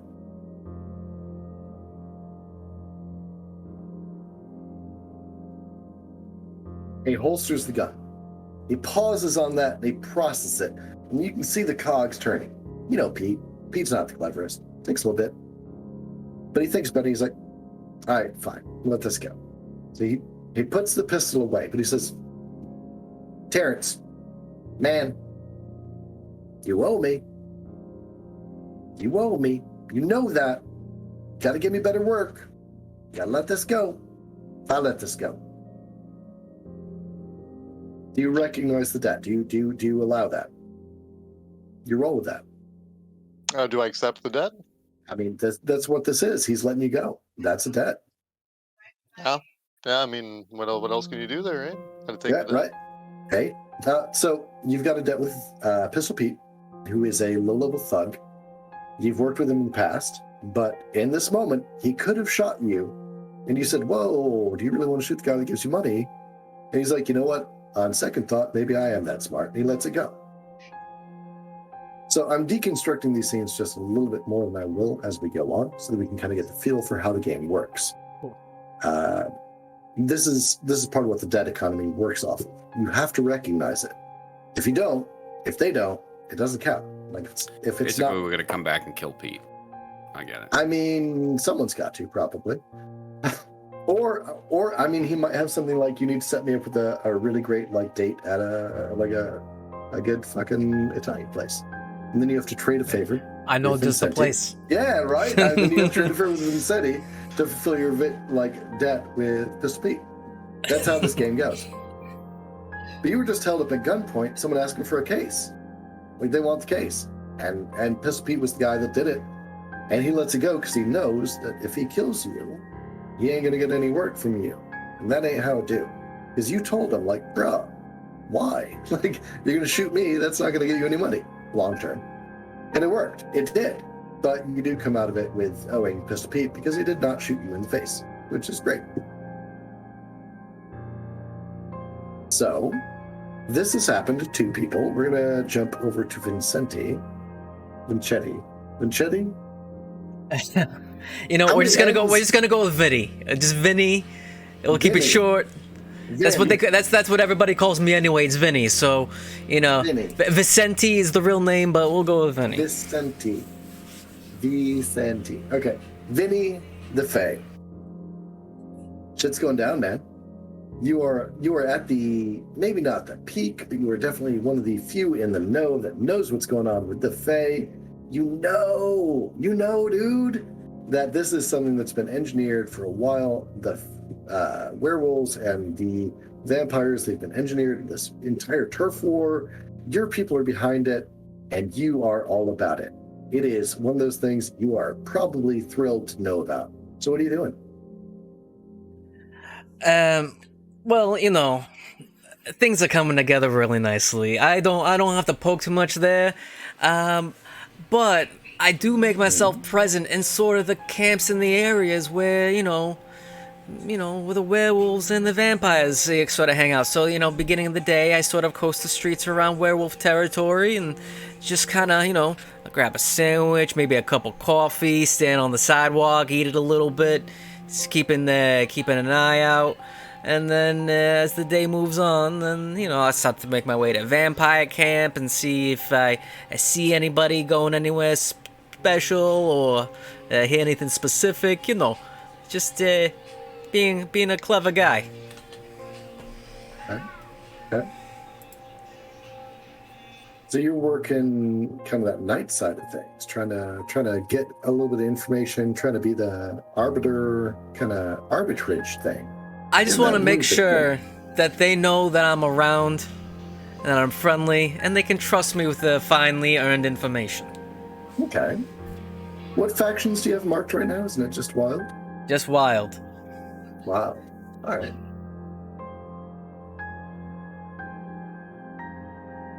Giving you a little bit here. Is there anything you need or any places of power that you want to investigate, kind of check into? Maybe lean on a little bit? What would be considered a place of power? Places of power aren't just like supernatural power. They can also be temporal, real world, like secular. Like a police precinct is a place of power for mortal. If you are skirting the edges between the vampires and the werewolves, trying to figure out this territory, you're kind of exceeding your scope as a lesser echelon of the Fae.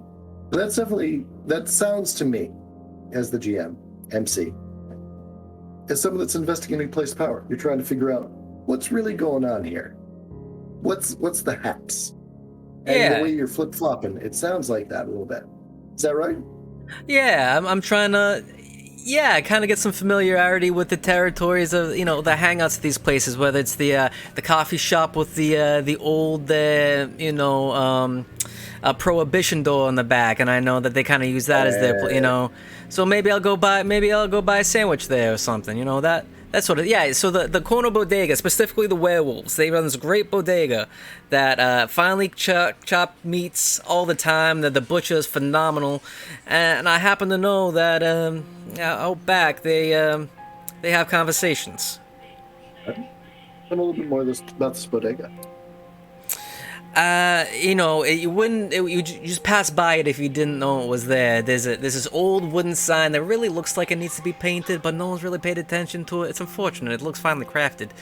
And you go in, and there's a couple tables to the left-hand side, only 2 of them, and there's a TV with Kino on there, just so when people And you go up, and the sandwich counter's on the right hand, and I know the guy behind the counter. I've been here before. It's not my first time here, but this is Arthur. Arthur makes the best Philly cheesesteak you've ever had in your life. So I'm gonna order up one of those as I walk through the door. All right. So Arthur knows you. He knows you real well. You've been here only a couple times, but he knows. He knows who you are. Part of the Fae Courts. It's what it do. So you walk in, you give him that eye, you start to order, he's like, I got you. Don't forget the mayonnaise. You remember the mayonnaise, all right. Yeah, I remember the mayonnaise. I got you. So go ahead and roll faction plus night. What we're doing right now is investigating place power. You're trying to get a feel for the streets. You're really trying to figure out who owns it, what's going on, and what's really going on beneath the surface. And of course, the best way to go there, so you hit the delicatessens, you hit the cafes, you hit the bodegas. That street food knows what's real. Of course. Yeah. Let's see. That's hit the streets, or hold on a second. It's just it's a 2d6 with the night modifier, right? That's exactly right. Now, don't forget, whenever you roll one of those things that's plus night, or if you cash in a debt, go ahead and mark that faction. It's important. Super okay. important. I rolled a 9. 9. All right. So on a hit, you see below the surface to the reality beneath. Arthur is tense. You can tell that he is almost relieved to see you there. You're wild. You're part of a different faction. You aren't part of Night. Knight currently is struggling. They've got this territory dispute going on. This entire neighborhood's going to change, maybe. He doesn't know if tomorrow he's going to have a shop to work in. That makes him tense. But he sees you and he kind of lights up. He's like, hey, this guy knows what's up. He's not part of this entire deal. I can trust Vinny. I know Vinny. Vinny's not part of this. So he does you your Philly, he does you the mayo, slaps it down on that wax paper that's got that check mark, like you do, that plastic shitty bag. It's perfect. Yeah, it just throws it to you, and he gives you an extra side of fries that are just completely drenched. You didn't have to do that. That was too kind. The nastiest sauce you have ever eaten in your life. Loving it. He says, hey, we good? Pal, you do me too kind. Yeah, no. Yeah, we're good. We're good. So, what you know about what's been going on lately, man? I know you know that things been kind of been rough. Tight. Yeah, been real rough. You know, doesn't from the wild side, looking over the shoulders from the wild side of things, Hey. Well, just wondering what's going on. It seems like you guys might need a little help. Yeah. He kind of, you can see his body posture like shift. He doesn't want to say that he needs help, but he's too proud for that. But there's something about him that says, yeah, maybe we do need help. Now, I gotta ask you, like, out of character, what side's Arthur on? He's a werewolf, you said? Yeah, this is a werewolf bodega. All right, but is he about the change or is he not about it? Is he one of those that's like, this neighborhood's kind of shit, we need to move into better places, or is he trying to hold down? It feels to me like this is a guy that's trying to hold down like a family, like bodega. I feel Arthur, I really do, because it's all about family, and he's just trying to keep family the way it was. He doesn't want things to change. Of course not. No one does, but he does understand that you gotta eat, and if there's pressure on one side or the other, he's looking out for himself. He really doesn't want to be in this, but he doesn't know if he has any choice between his loyalties and, feeding his belly. Okay. So he says, like, how bad is this gonna look? I know you got that outside perspective. I know you know what's going on in the streets. I know you're the one that knows, like, who's doing who. How fucked am I, man? And it doesn't look great, bud. Vampires are calling you ferals. Yeah, it's not great. You can see claws like actually slide out from the fingers. Easy, there might be mortals around. But I mean, the things that they say you're calling them, like ticks. You calling them ticks? Oh, nobody ticks. I mean, they are ticks, but I ain't calling them that. Well, that's what they're hearing. They're hearing that you guys are calling them ticks. So, Shit. Look, I think... All I'm trying to do is sell some fucking meat. Like, I want to cut up some pigs, I want to cut up some cows, I want to sell some people some meat. Just like me, buddy. I got a family, man. I wish to be there at some point. I have not had the honor of finding the fine fey lady that would, take this hand. But, listen. We know, and you know it in your stomach, this is gonna end in a lot of blood. Gonna be a lot. I look forward to it, but I don't, Yeah, I know. It's a shame that, if there's only some other, like a middle path you could take. It'd be interesting. Be very interesting. He kind of looks, and he slides down into the booth with you, just kind of sits down, settles, says, Vinny, I know you know the people around here. I know you're talking on your own regards, but I know you also talk for other people as well sometimes. On occasion. Can you do something for me? Depends on what that something is. What you need. All right. So we're gonna flip to Terrance. You just got almost mugged while you're in the car. You got carjacked by a rando. What are you doing? Well, at this point, Terrance is rather curious as to who's hiring such incompetent personnel to, work these kind of jobs on him. Wow. So he's, Wow, you just want to go there with Pete and call him incompetent? well, I mean, wow. there's a reason why Savage. Pete doesn't get the best work. But let's be honest I with mean, ourselves. fair. But yeah, Terrance is he's gonna try and get his hands on like somebody who can follow Pete back to see who he reports to, try and work his way up the chain, from there.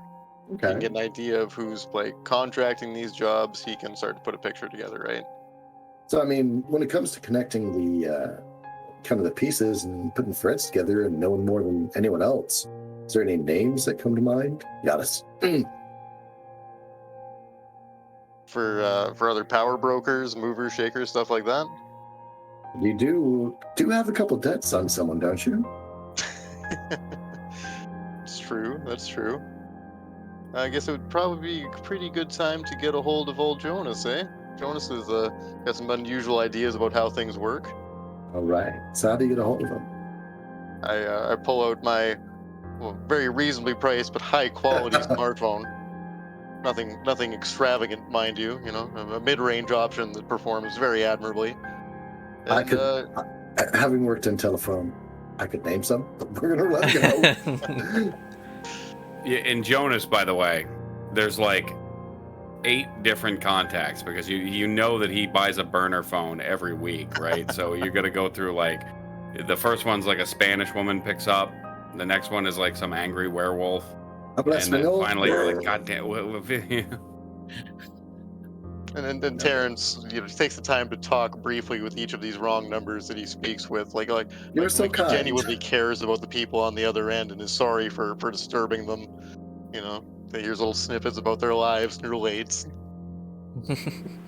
Files that are long, pays someone else for it, gets paid by someone else.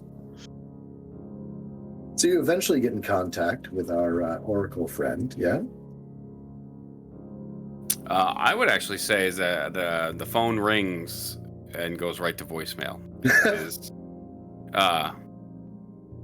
Yeah, you know what to do. So what's the voicemail? That's the voicemail. Yeah, you know what's what the to voicemail do. that he leaves? Oh, okay. Jonas, it is your accountant. It seems that somebody has a curious interpretation of tax law, and I was hoping that I could use your expertise to enlighten me as to where they could have learned such things. Please call me at your earliest convenience. I hope all is well. All right. So we're going to cut to Jonas. You are currently de-escalating a fire escape out the backside of your apartment while pissed off totally. people are kicking in your door. And your phone rings and goes to voicemail. What are you doing in the meantime? So I have a contingency plan, but I am familiar with this sort of thing. So Jonas moves out to the street. He pulls his ball cap down low. It is the Nocturne nights. Yeah. And he pulls the cap down and puts his hands in his pockets, and he begins to sort of side-eye his way across the street to where there happens to be a very convenient bodega that is in just the right sort of eye line so that he can see the door. Arthur is a bit of a loudmouth. He speaks too much, but he has bought into some of my conspiracy theories. Arthur knows what's going on. Yeah, he seems to be a well-connected person. So I don't particularly look at anyone when I enter, but I grab a newspaper and just sort of begin to stare out the window through the top of it. I don't know how I suddenly became a Frenchman, but I am trying to stop that. Nah. But yeah. So I sort of look out the over the top of you've seen these movies, yeah, where the spy or the person being followed is sort of trying to look inconspicuous. So I just immediately walk in, I grab a newspaper, start flipping through it, and started sort of muttering to myself, "It's a fucking cheese. Why? I knew there was something with this cheese, but I cannot put my finger on it." What have you got marked faction-wise right now? I think I have Wild. Okay. So why don't you go ahead and put a face to a name with Arthur? Yeah. With Arthur. Yeah. Go ahead and throw plus night. Plus night, which is -1. So Only 6. Okay. Mark night.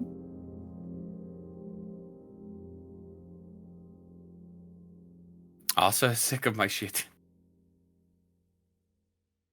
You know them, but you owe them. Go ahead and mark down that you owe Arthur a debt.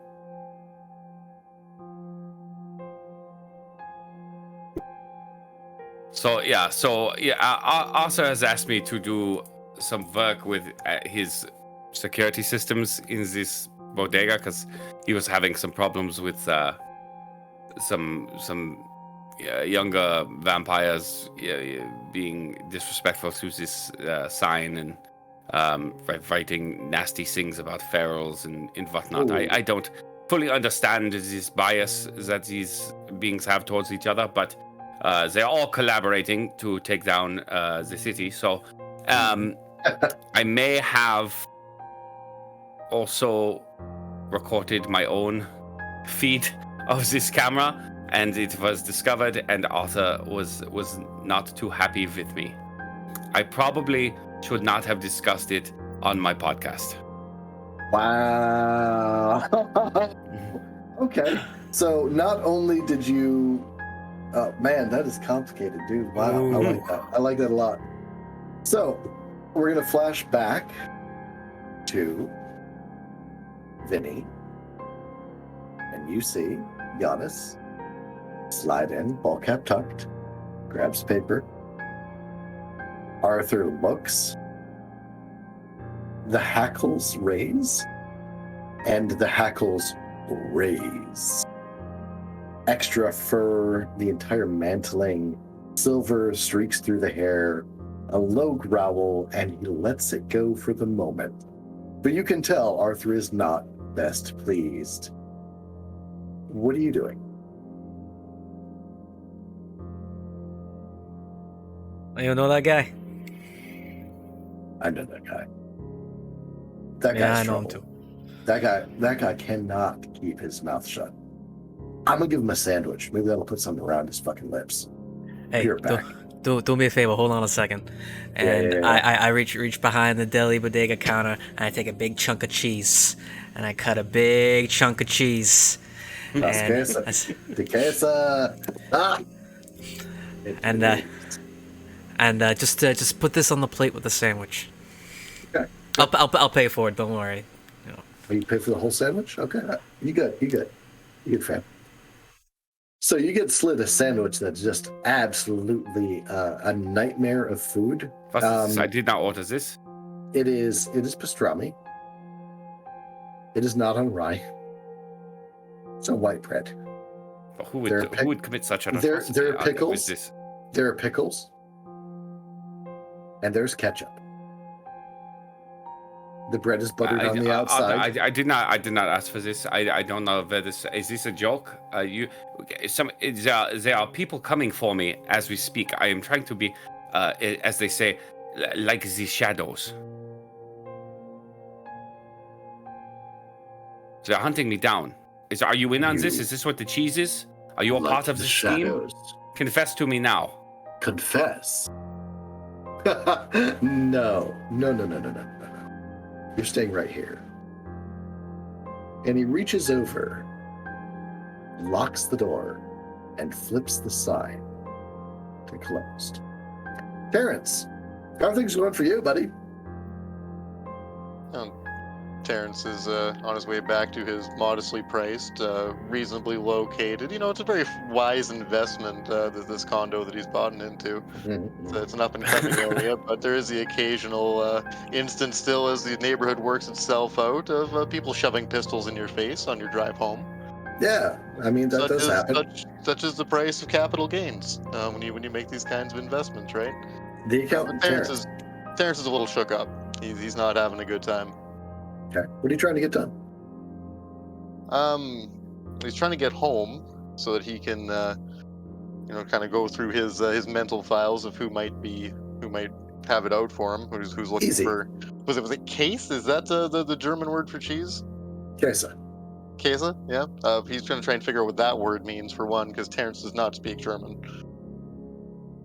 I mean, that's a quick Google. You got that one on the on the drive. You want to be bold Can't operate a smartphone while driving. It's very and unprofessional. not wreck. I mean, we can do that. We're human beings. We're good. Supernatural, like weird heroes that we are. I think you got that in the pocket.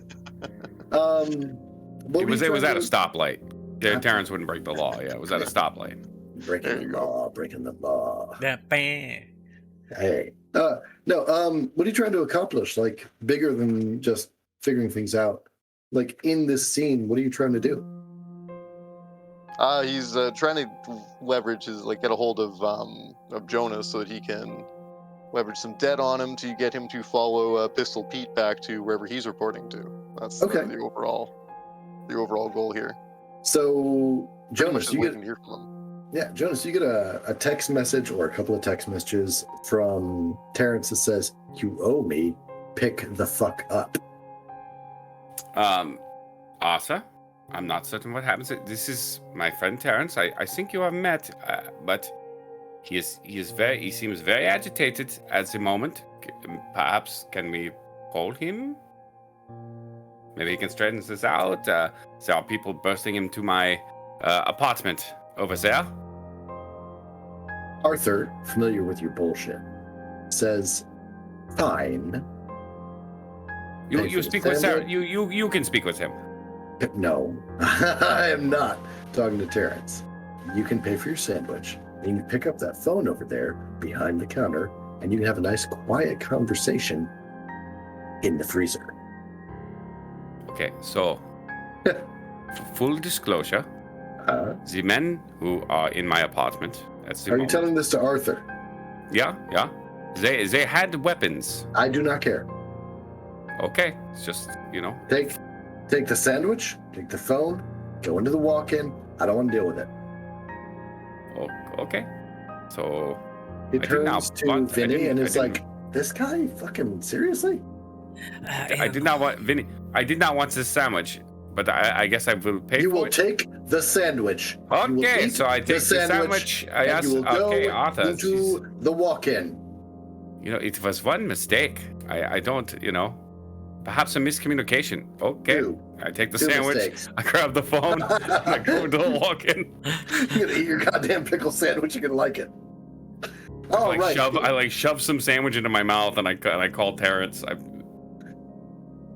Ring, ring, ring, ring, ring. Banana phone. Terrance, what's up? Yes. This is a bad time, Terrance. Oh, well, I think we're all having bad times tonight, Jonas, aren't we? Please tell me. What, did someone burst into your home and put a gun in your face? Not my home, per se, no. If you had another one of your visions, perhaps? No. I believe this is a real thing. Two men have defaced my property. They have kicked in my door armed with guns, as you Americans do, and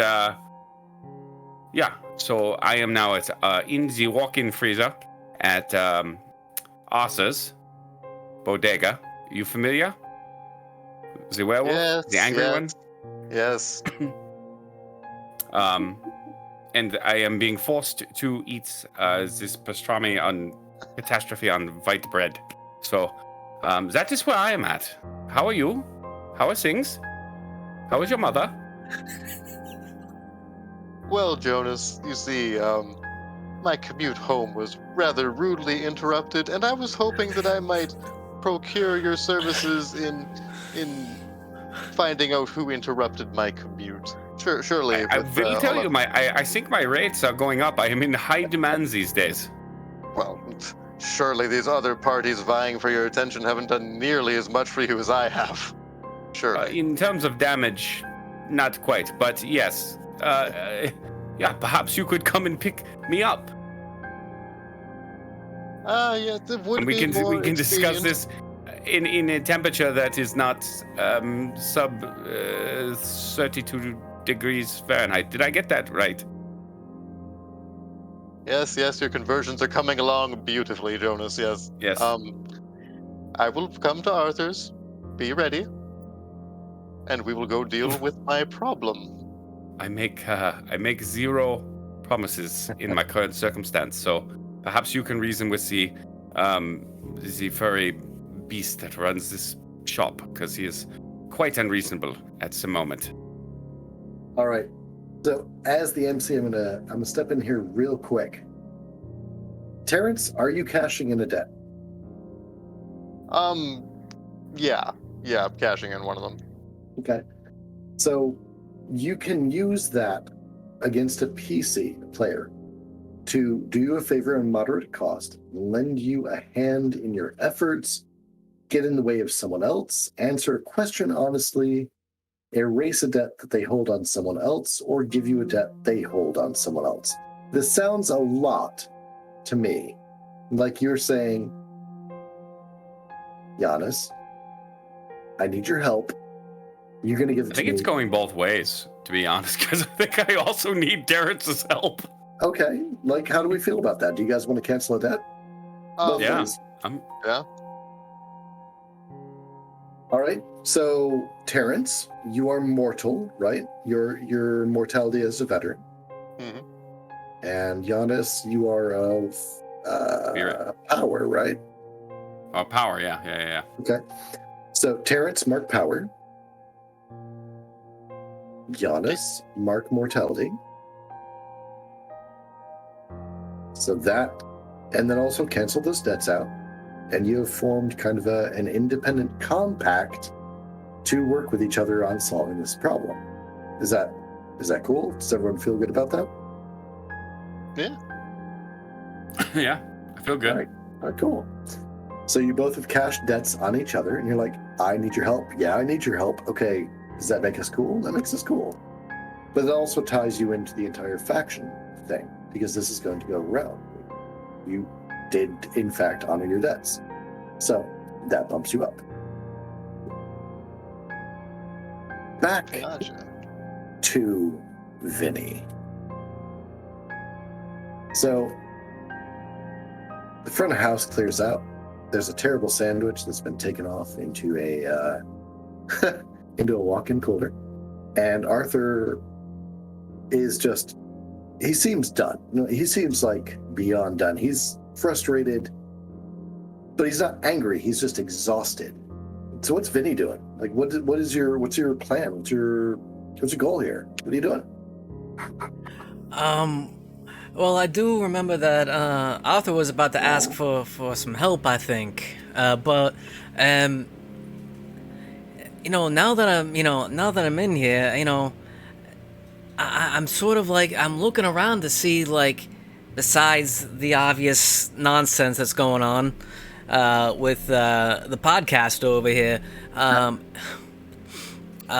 is there any other, the door was locked, but is there any, like, do I know if there's anyone in the back room, or is it just Arthur in the front here? Arthur generally runs the place pretty solo. Sometimes he has like a cousin come in that cuts some meat. All right. Generally, though, it's just Arthur. Small, family ran, and werewolves, they run in two ways. They either run with a big pack, or it's just them. Arthur's are just them. So, knowing that Arthur does serve the wider werewolf community here, and he's sort of like me. He's a man. He's a solo guy, and he hears things, and he sort of blends into the background. People kind of don't notice he's there when they're talking over a sandwich, So, listen, I really want to be able to help. I want to be able to tell the rest of the court that we have things handled out here, and that Because really, I don't want to involve them. No one in the court really wants to be involved in this, but in order to maintain peace, we might have to, for the good of everybody, I don't know what you're talking about. What do you mean when you know you know? Yeah, I can trust you, right? Of course I can trust you. Of course. He leans in a little bit. He slides another packet of mayonnaise towards you. Yeah, you can trust me. Good man. My court in particular,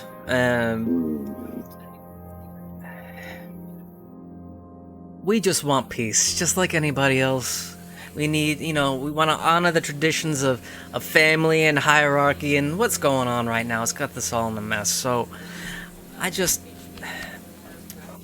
we need to know what's going on a level that we don't really have access to, I'm not a werewolf. I don't know werewolf things. I don't go werewolf places. This is the only werewolf place I go. If you could, We appreciate you here, Vinny. I love it here. You make a great sandwich. I just need you to just keep me in the know when you happen to overhear these things. You want just what I want. You just want to be able to run your sandwich shop in peace and let the day go by. So, help me help you, Arthur. Okay. So, out of character as the MC, like, what are you really trying to get out of Arthur here? I want him to be a source. Yeah, I was gonna say it sounds like you're fishing for info. Is that? I want him to be a source. I want to be able to come into Arthur's when I'm in the neighborhood, and I want him to be able to spill the guts on whatever is happening in the neighborhood.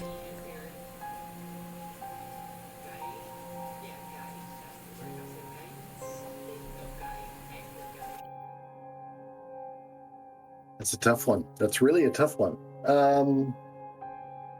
What I want you to do first, I think this is going to really set us up for where you want to go. I would like you to figure Arthur out. Okay. It sounds like you're trying to feel him out. It sounds like you're trying to figure out like what really drives Arthur, where he's at, where the conversation is, what is Arthur really about? That's a hard one. Go ahead and roll with mind. Not great with that. I know, just regular. Just regular. Okay. It says flat. It's a flat 2d6 for you, but it's still a hard one for you. Oh, it's an 8. It's an 8. 8? That's what's up. So you may ask me, the MC, one question about Arthur, which I have to answer you truthfully, from a list. There's a very short list. Okay. It's under Figure Someone Out, if you've got it pulled up. I can figure Please someone do. out. Yeah. Who's pulling your character strings? Yeah. Pick one of those. You get one of them, and you know it. He doesn't necessarily tell you it outright, but you get it. Okay. For the people watching at home, who's pulling the character strings? Yeah. What their character's beef is, what they're hoping to get from, what could I get your character to do, what does your character worry might happen, and how could I put your character in my debt? These are all really great questions, and in this case, Vinny gets to ask one of Arthur, the werewolf delicatessen, which is not a sentence I ever expected to say in my life, but we're there. So it's either gonna be who's pulling your character strings. So who's pulling Arthur's strings. Yeah. Would be that, or how could I get your character to keep me in the loop, to keep me informed, to keep me in the. Ooh. How can I get? One sounds a lot like what you're really trying to. Push yeah, for, I think that's the one there. What can I do to make this arrangement? I know, I understand profitability, so you gotta get something out of this. So, what can I do for you in exchange for what you hear? Okay. That's a really easy one. Arthur is, at his core, a werewolf, and he's also a family man and a businessman. What Arthur wants, more than anything else, the thing that you can indebt him with, is territory. That bodega, no matter what, must remain in Arthur's family's hands. That is the one thing you can do. without a doubt, that will indebt Arthur to you without limits, without any sort of conditions. If you let him keep that shop, if you are the one person that he can trace it back to, that lets him stay within his territory, killing the animals that he wants to kill, carving them, and serving them to the community, that is what will make Arthur your ally. Okay. Looking back around, you are cold as hell sitting in a freezer. You have just gotten off the phone with Terrance. What are you doing, Jonas? You are on mute. I have shoved this entire sandwich in my mouth. It was horrible. Unfortunately, and so I am going to sort of creep out of the freezer. Yes, can I perhaps get out here now? My phone call has been completed. Yeah. Arthur lets you go. He is impressed by your tenacity in eating the probably worst sandwich he's ever deliberately fed to someone. And that gives you a little bit of cred. It does give you a little bit of cred. What are you waiting for? Are you waiting for Terrance to show up, or what's going on here? Hello, Vinny. Have you seen anyone come out of my apartment over there? I haven't been necessarily looking. I gotta be honest, I stay out of your neck of the woods. Despite my display, despite me shouting that someone was in there trying to kill me not moments ago, you decided, hey, no, it's cool, I will eat my steak and cheese, and good to know. So anyway, I'm going to look out the window. Do I see any strange vehicles in front of my apartment? Do I see any men coming out? Whoever berated me with cheese comments earlier? No. I see nothing. Eine Käse? No cheese. Okay, well, today has been a fun-filled day. Not only for me, but also for Terrance, apparently, who has been assaulted in the streets. Can you imagine? A hunter? I'm sorry, well, ex-hunter. Assaulted in his own streets. Arthur butts in. He says, wait. Did you just say that Terrance got jumped?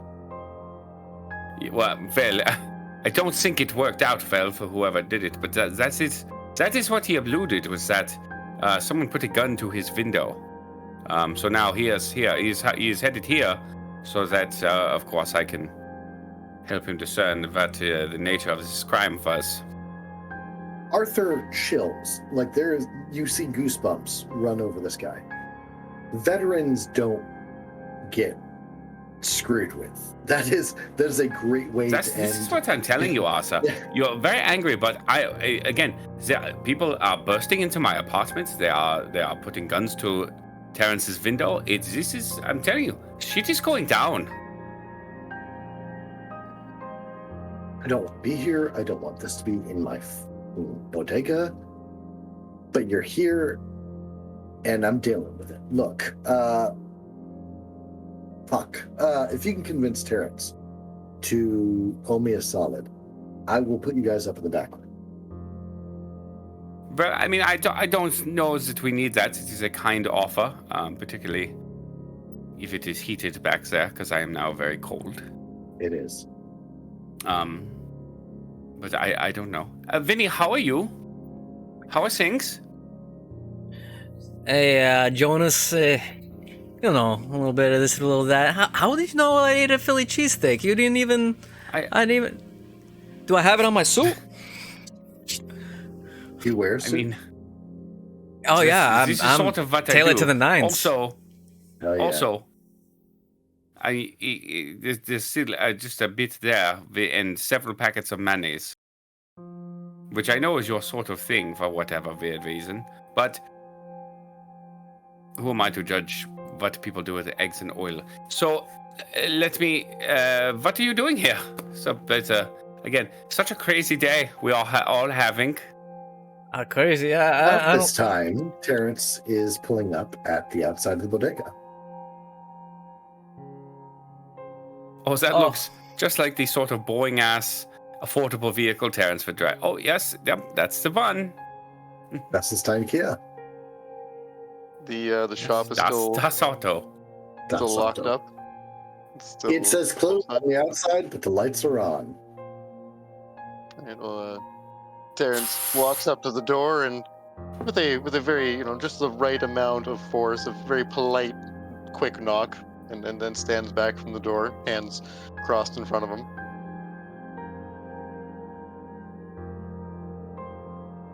Arthur looks betwixt the two of you. You gonna get that? Oh, I'm sorry. I did not realize that now I was unemployed. Yeah, of course, yeah. I'm not going let to me be get shot it. at. Go answer the door. Terrance is not going to shoot at you. He is a very kind person, and I I'm unlocked not the door. worried about Terrance. Oh yeah, no, actually, that's a good point. You bring trouble. Go ahead and get the door. So I unlock the door, pull it open for Terrance. All right, you don't get shot. Fantastic. Wunderbar. Wunderbar, ja. Ja. Das ist gut. Das ist Terrance, Das was ist ist los? Yes, Jonas in one Wie piece. geht's? No worse for wear, it seems. Well, it's early. Hey. A little early for closing, isn't it, Arthur?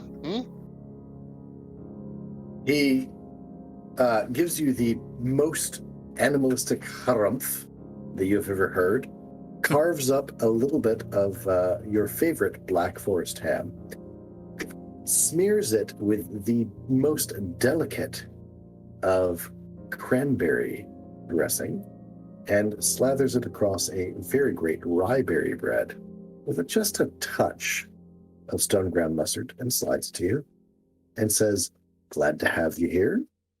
I'm going to go to the back. If y'all need anything, deal I with don't know it." why this man hates me so.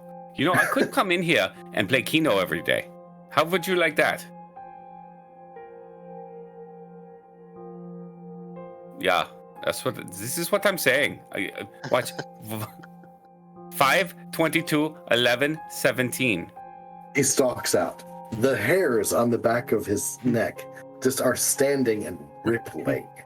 You can tell this is a man in just the barest control of just lycanthropic rage. Something about you just rubs him the wrong way. And I did not know this about this character until now, and I love it. Thank you. Anyway, how are you? How are things? So strange to have us all in one place, huh? Yes, Vinny as well. Yes, how are you doing, Vinny? Taking like small, polite bites of the sandwich and chewing thoughtfully and really savoring the symphony of flavors presented. Kind of Hateful. bouncing off on one foot or the other. You know me. I'm always doing good. How you doing, Terrance? Well, it has been a rather eventful evening, Vinny. I must disclose. Yeah, you got shot at, huh? Oh, that's an exaggeration. There was no discharge, but there were negotiations leading up to one. He was yelling something about. Well, I had to look it up on my phone. Strange how you could do that now everywhere, eh? Cheese, right? Yes.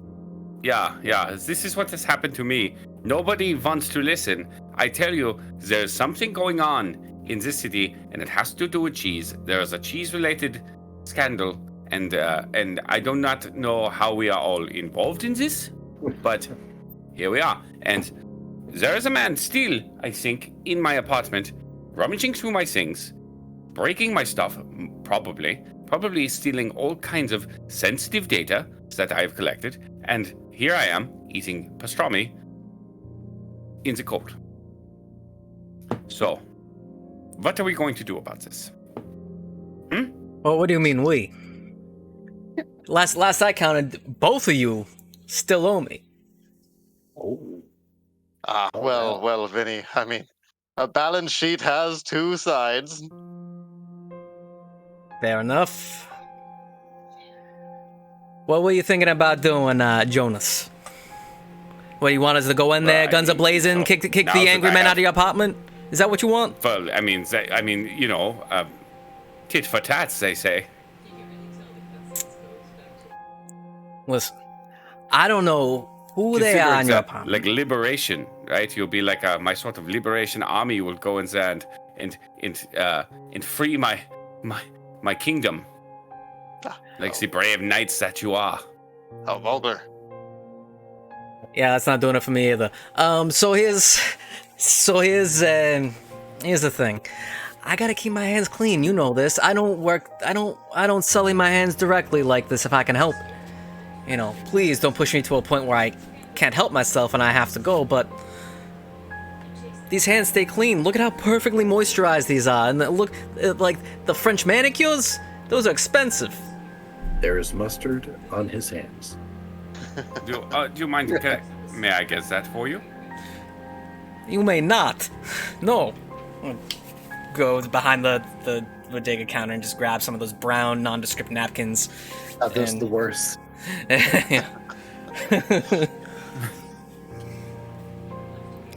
Fine. Listen, So, I might well, be able it's to. up to you. I might be able to talk to a couple friends, couple family members, and we might be able to have a couple people walk through your place, make sure it's empty. I mean, I could probably talk to someone about I a would god like for a the place night to sleep too. this evening. That would be nice. But, Oh, just come over to my place. oh, fuck. Come on, I got a mini bar. I got, the sweetest outfit. I've got a robe for everybody. We could all hang out by the fire. Come on, it'll be like a sleepover. I have explained this to you before, and it is not your fault per se. But for some reason, your Fey magics, they seem to amplify my own nightmares, and they are not good. These are not good visions all the time. Okay, so sometimes when when in close proximity to you and your kind, they are amplified in a way that is quite painful for me, and so please do not take this personally. It has nothing to do with all of this that you have going on. It is mostly just bad news for me. But I do appreciate it. And well, I mean, to be honest, probably better than getting shot. So Well, that's what I was gonna say. What are the options here? You got someone's ransacking your house, looking to kill you, and you're scared of some nightmares. Like, I think your priority is a little twisted, buddy. Come on, no one's gonna mess with you in a Fey house. Come on, you'll be safe for the night. Yes, nothing bad has ever happened in a Fey house. Never once. What about you, Anyway, Terrance? yeah, Terrance, what are we doing? Why, Jonas, I thought that perhaps you would be of the temperament for a bit of a stroll this evening. Perhaps to see wherever Pistol Pete could be running off to. Wait, after a did you say coffee. Pistol Pete? Yes, Do you know Vinny, Pistol Pete? yes. I know Pistol He's Pete. still alive? Do you? Mr. Pete is still alive? Whoa. I want to hear about this. Pistol Pete's part of what faction? He's a mortal. Right? Oh. Like, who knows about this guy? What roles we got? Let me hear about this. Well, see, as far as the Fae are concerned, Pistol Pete's that guy that, like... Wait. Oh? What do you got on a roll? I got a roll? Roll plus You gotta mortal. roll, yeah. Oh, okay. You're putting a name to a face and a face to a name. Oh, okay. I'm going to do this as well, but I will let Shuffle. Vinny go first. Yeah. So good. On a 10 plus, you've dealt with them before, learned something new. Okay. Yeah, throw that dice, man. And what kind of roll would that be? That would be a 2d6 plus mortal. Mortal. Okay. Faction. Okay. And because of rolling that, you get to mark it. If you haven't marked it already. I Can don't you mark have face that. to it? Then hell yeah, dude, mark it. Rolling those 8s. You got an 8? I got an 8. What's that mean? Let's see. When you put a face to the name or vice versa roll with their faction on a hit, you know their reputation. The GM tells you what most people know about them. Okay. All right, so that's what you get. But you also get to mark that faction. So you got Yep. mortality down. You've got, what do you got, Wild down? Yeah, I've got everything but power. You need to complete that circle, get that advancement. We need to find a wizard. Or an oracle. Oh shit. That's me. Shit. Right. All right. So you know about Pistol Pete. Pistol Pete's like he's a 2-bit thug, man. Like he's one of those that's not quite on the aware side, but he is. Like he knows that shit is going down that he can't explain, but he's not about that life. He's just one of those guys that's like, not gonna deal with it. Yeah. I just shot this guy that was like throwing fire out of his hands. I'm gonna go have a beer. I ain't about that. Just not gonna think about it. Just Pete's a simple dude. Not the best, but reliably dumb, which is a weird thing to say. Perfect. What about you, Jonas? Jonas was a 9 + 1. Oh yeah, that's actually really good. On a 10 or greater, you've dealt with them before, and you learn either something interesting and useful about them, or they owe you a debt. What do you choose? Oh no, for certain, he does not owe me a debt, but he is most certainly going to be dead in the next, I don't know, I lost track of time, but it is sometime soon. Oh, so one of the things you're saying is you know something interesting, and that interesting thing is oracularly, which is a hard word, you know he's going to die soon. Is that right? Oh yes, quite certainly. I skimmed the surface on Pete during our last meeting, and he was in. Of course, I care nothing for this man, but yeah, I don't. I thought it would have happened already, but I mean, maybe then I'm a week out. It's German time. He's like 7 hours away. All right, cool. Well, you don't. When you know someone's going to die that you don't care about, and it is in like. Can I keep sort of switching to French? When you know someone is going to die is like this, and you don't care about the person. So what is a week, a month, 2 months? It's a vision. So not high on your priority list. Soon was the appropriate answer. I like it. Did you mark faction? I already have mortality marked. Okay. So, Terrance, how you doing over there? I just need to talk to myself, apparently. Power is big. Power is awesome. We were talking about Pistol Pete. Yeah, that's right. Yes, Pistol Pete. Charming fellow. Yes, I assure you. I sent him on his way, and I would like to see where that way will take him.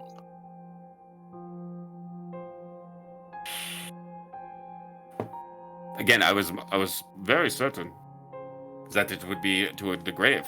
I see. This was months ago that I bumped into Pete and saw something. I believe.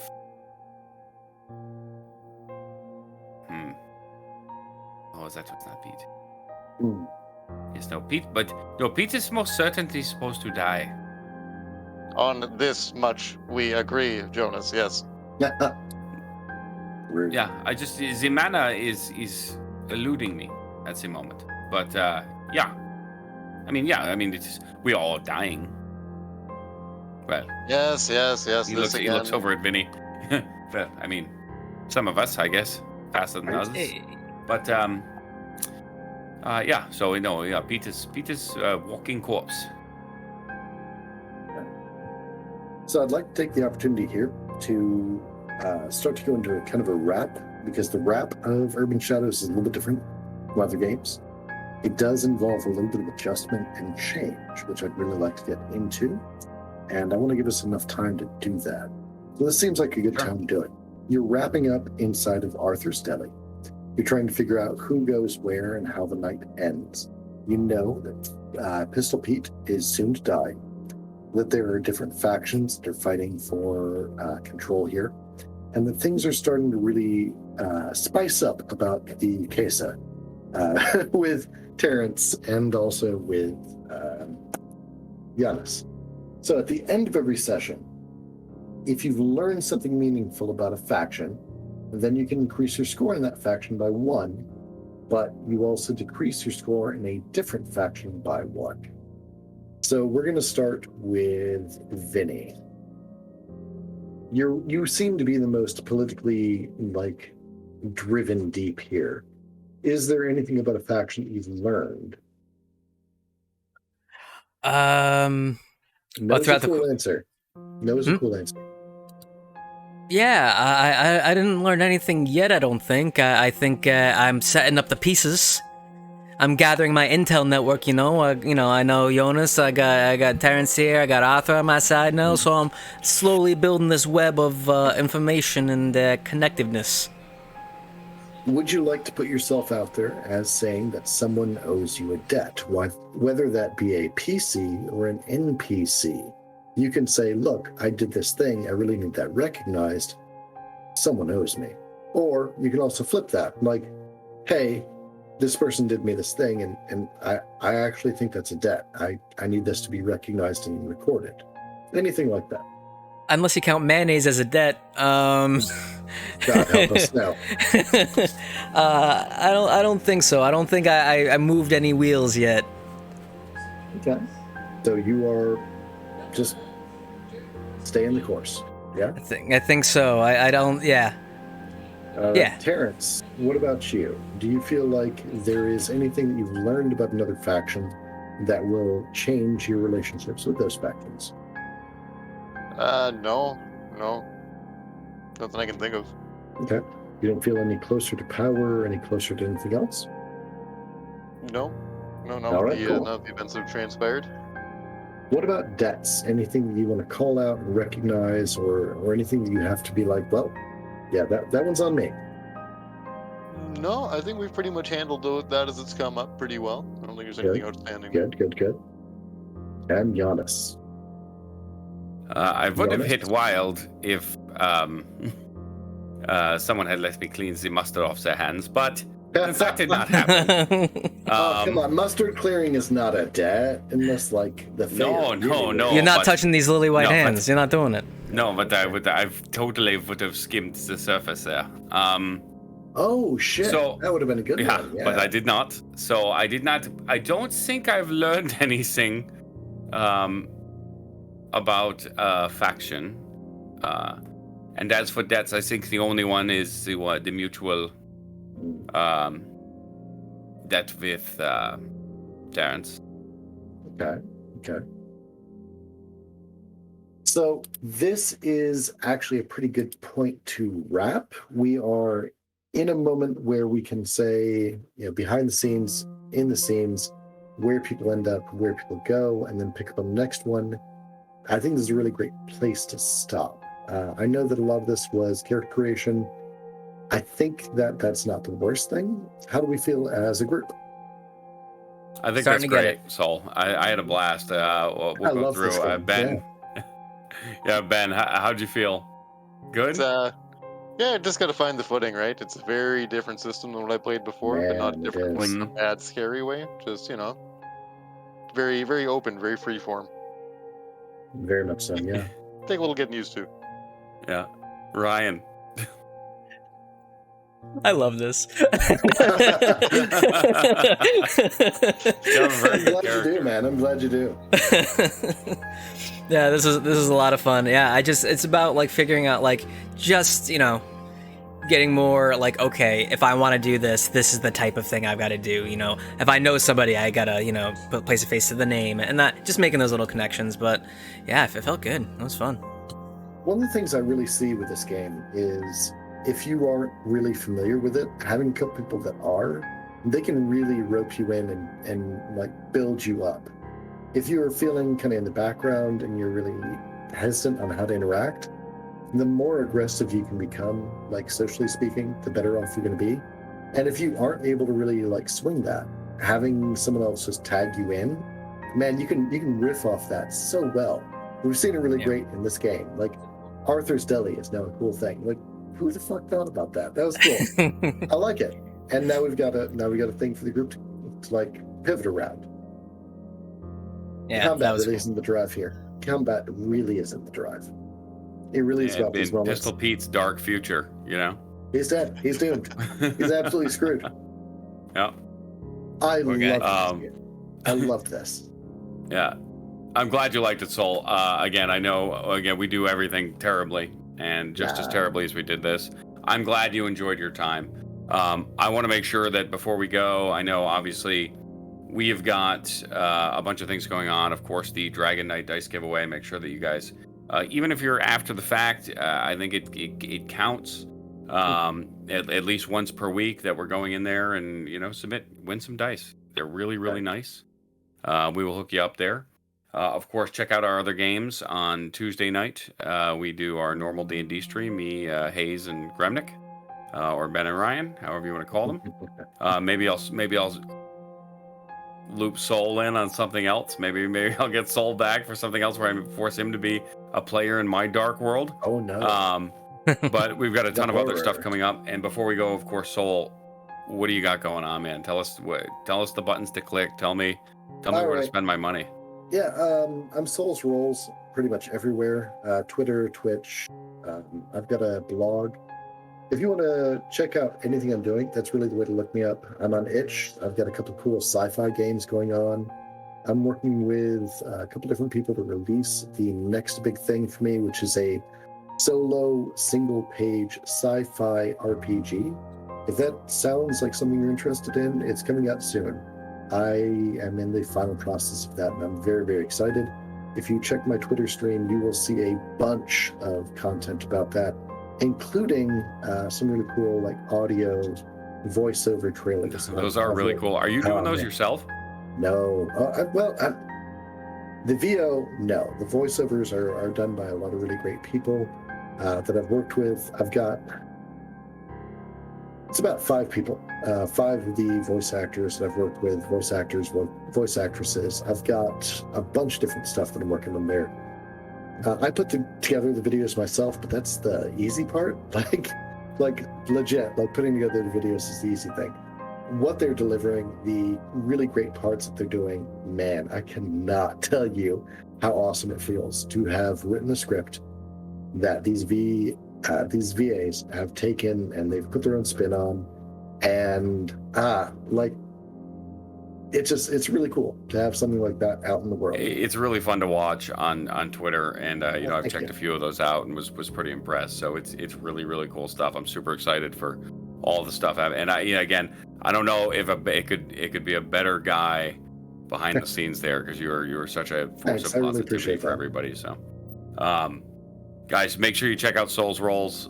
Check out all this stuff. You can, of course, find all of us in the -2 Discord down in the panels or at the Hope for TTRPG Discord. And if you're not there already, go find one of us on Twitter and get there, because it is a really, really great community. So with that, I think we will call it there. I'm super excited. I think we're doing this next Thursday for sure, right? God, I hope so. Yeah, let's do it. Yeah, it was a blast. So I love it. Thank you so much. So guys, we will see you next Thursday. Mm-hmm. Bye.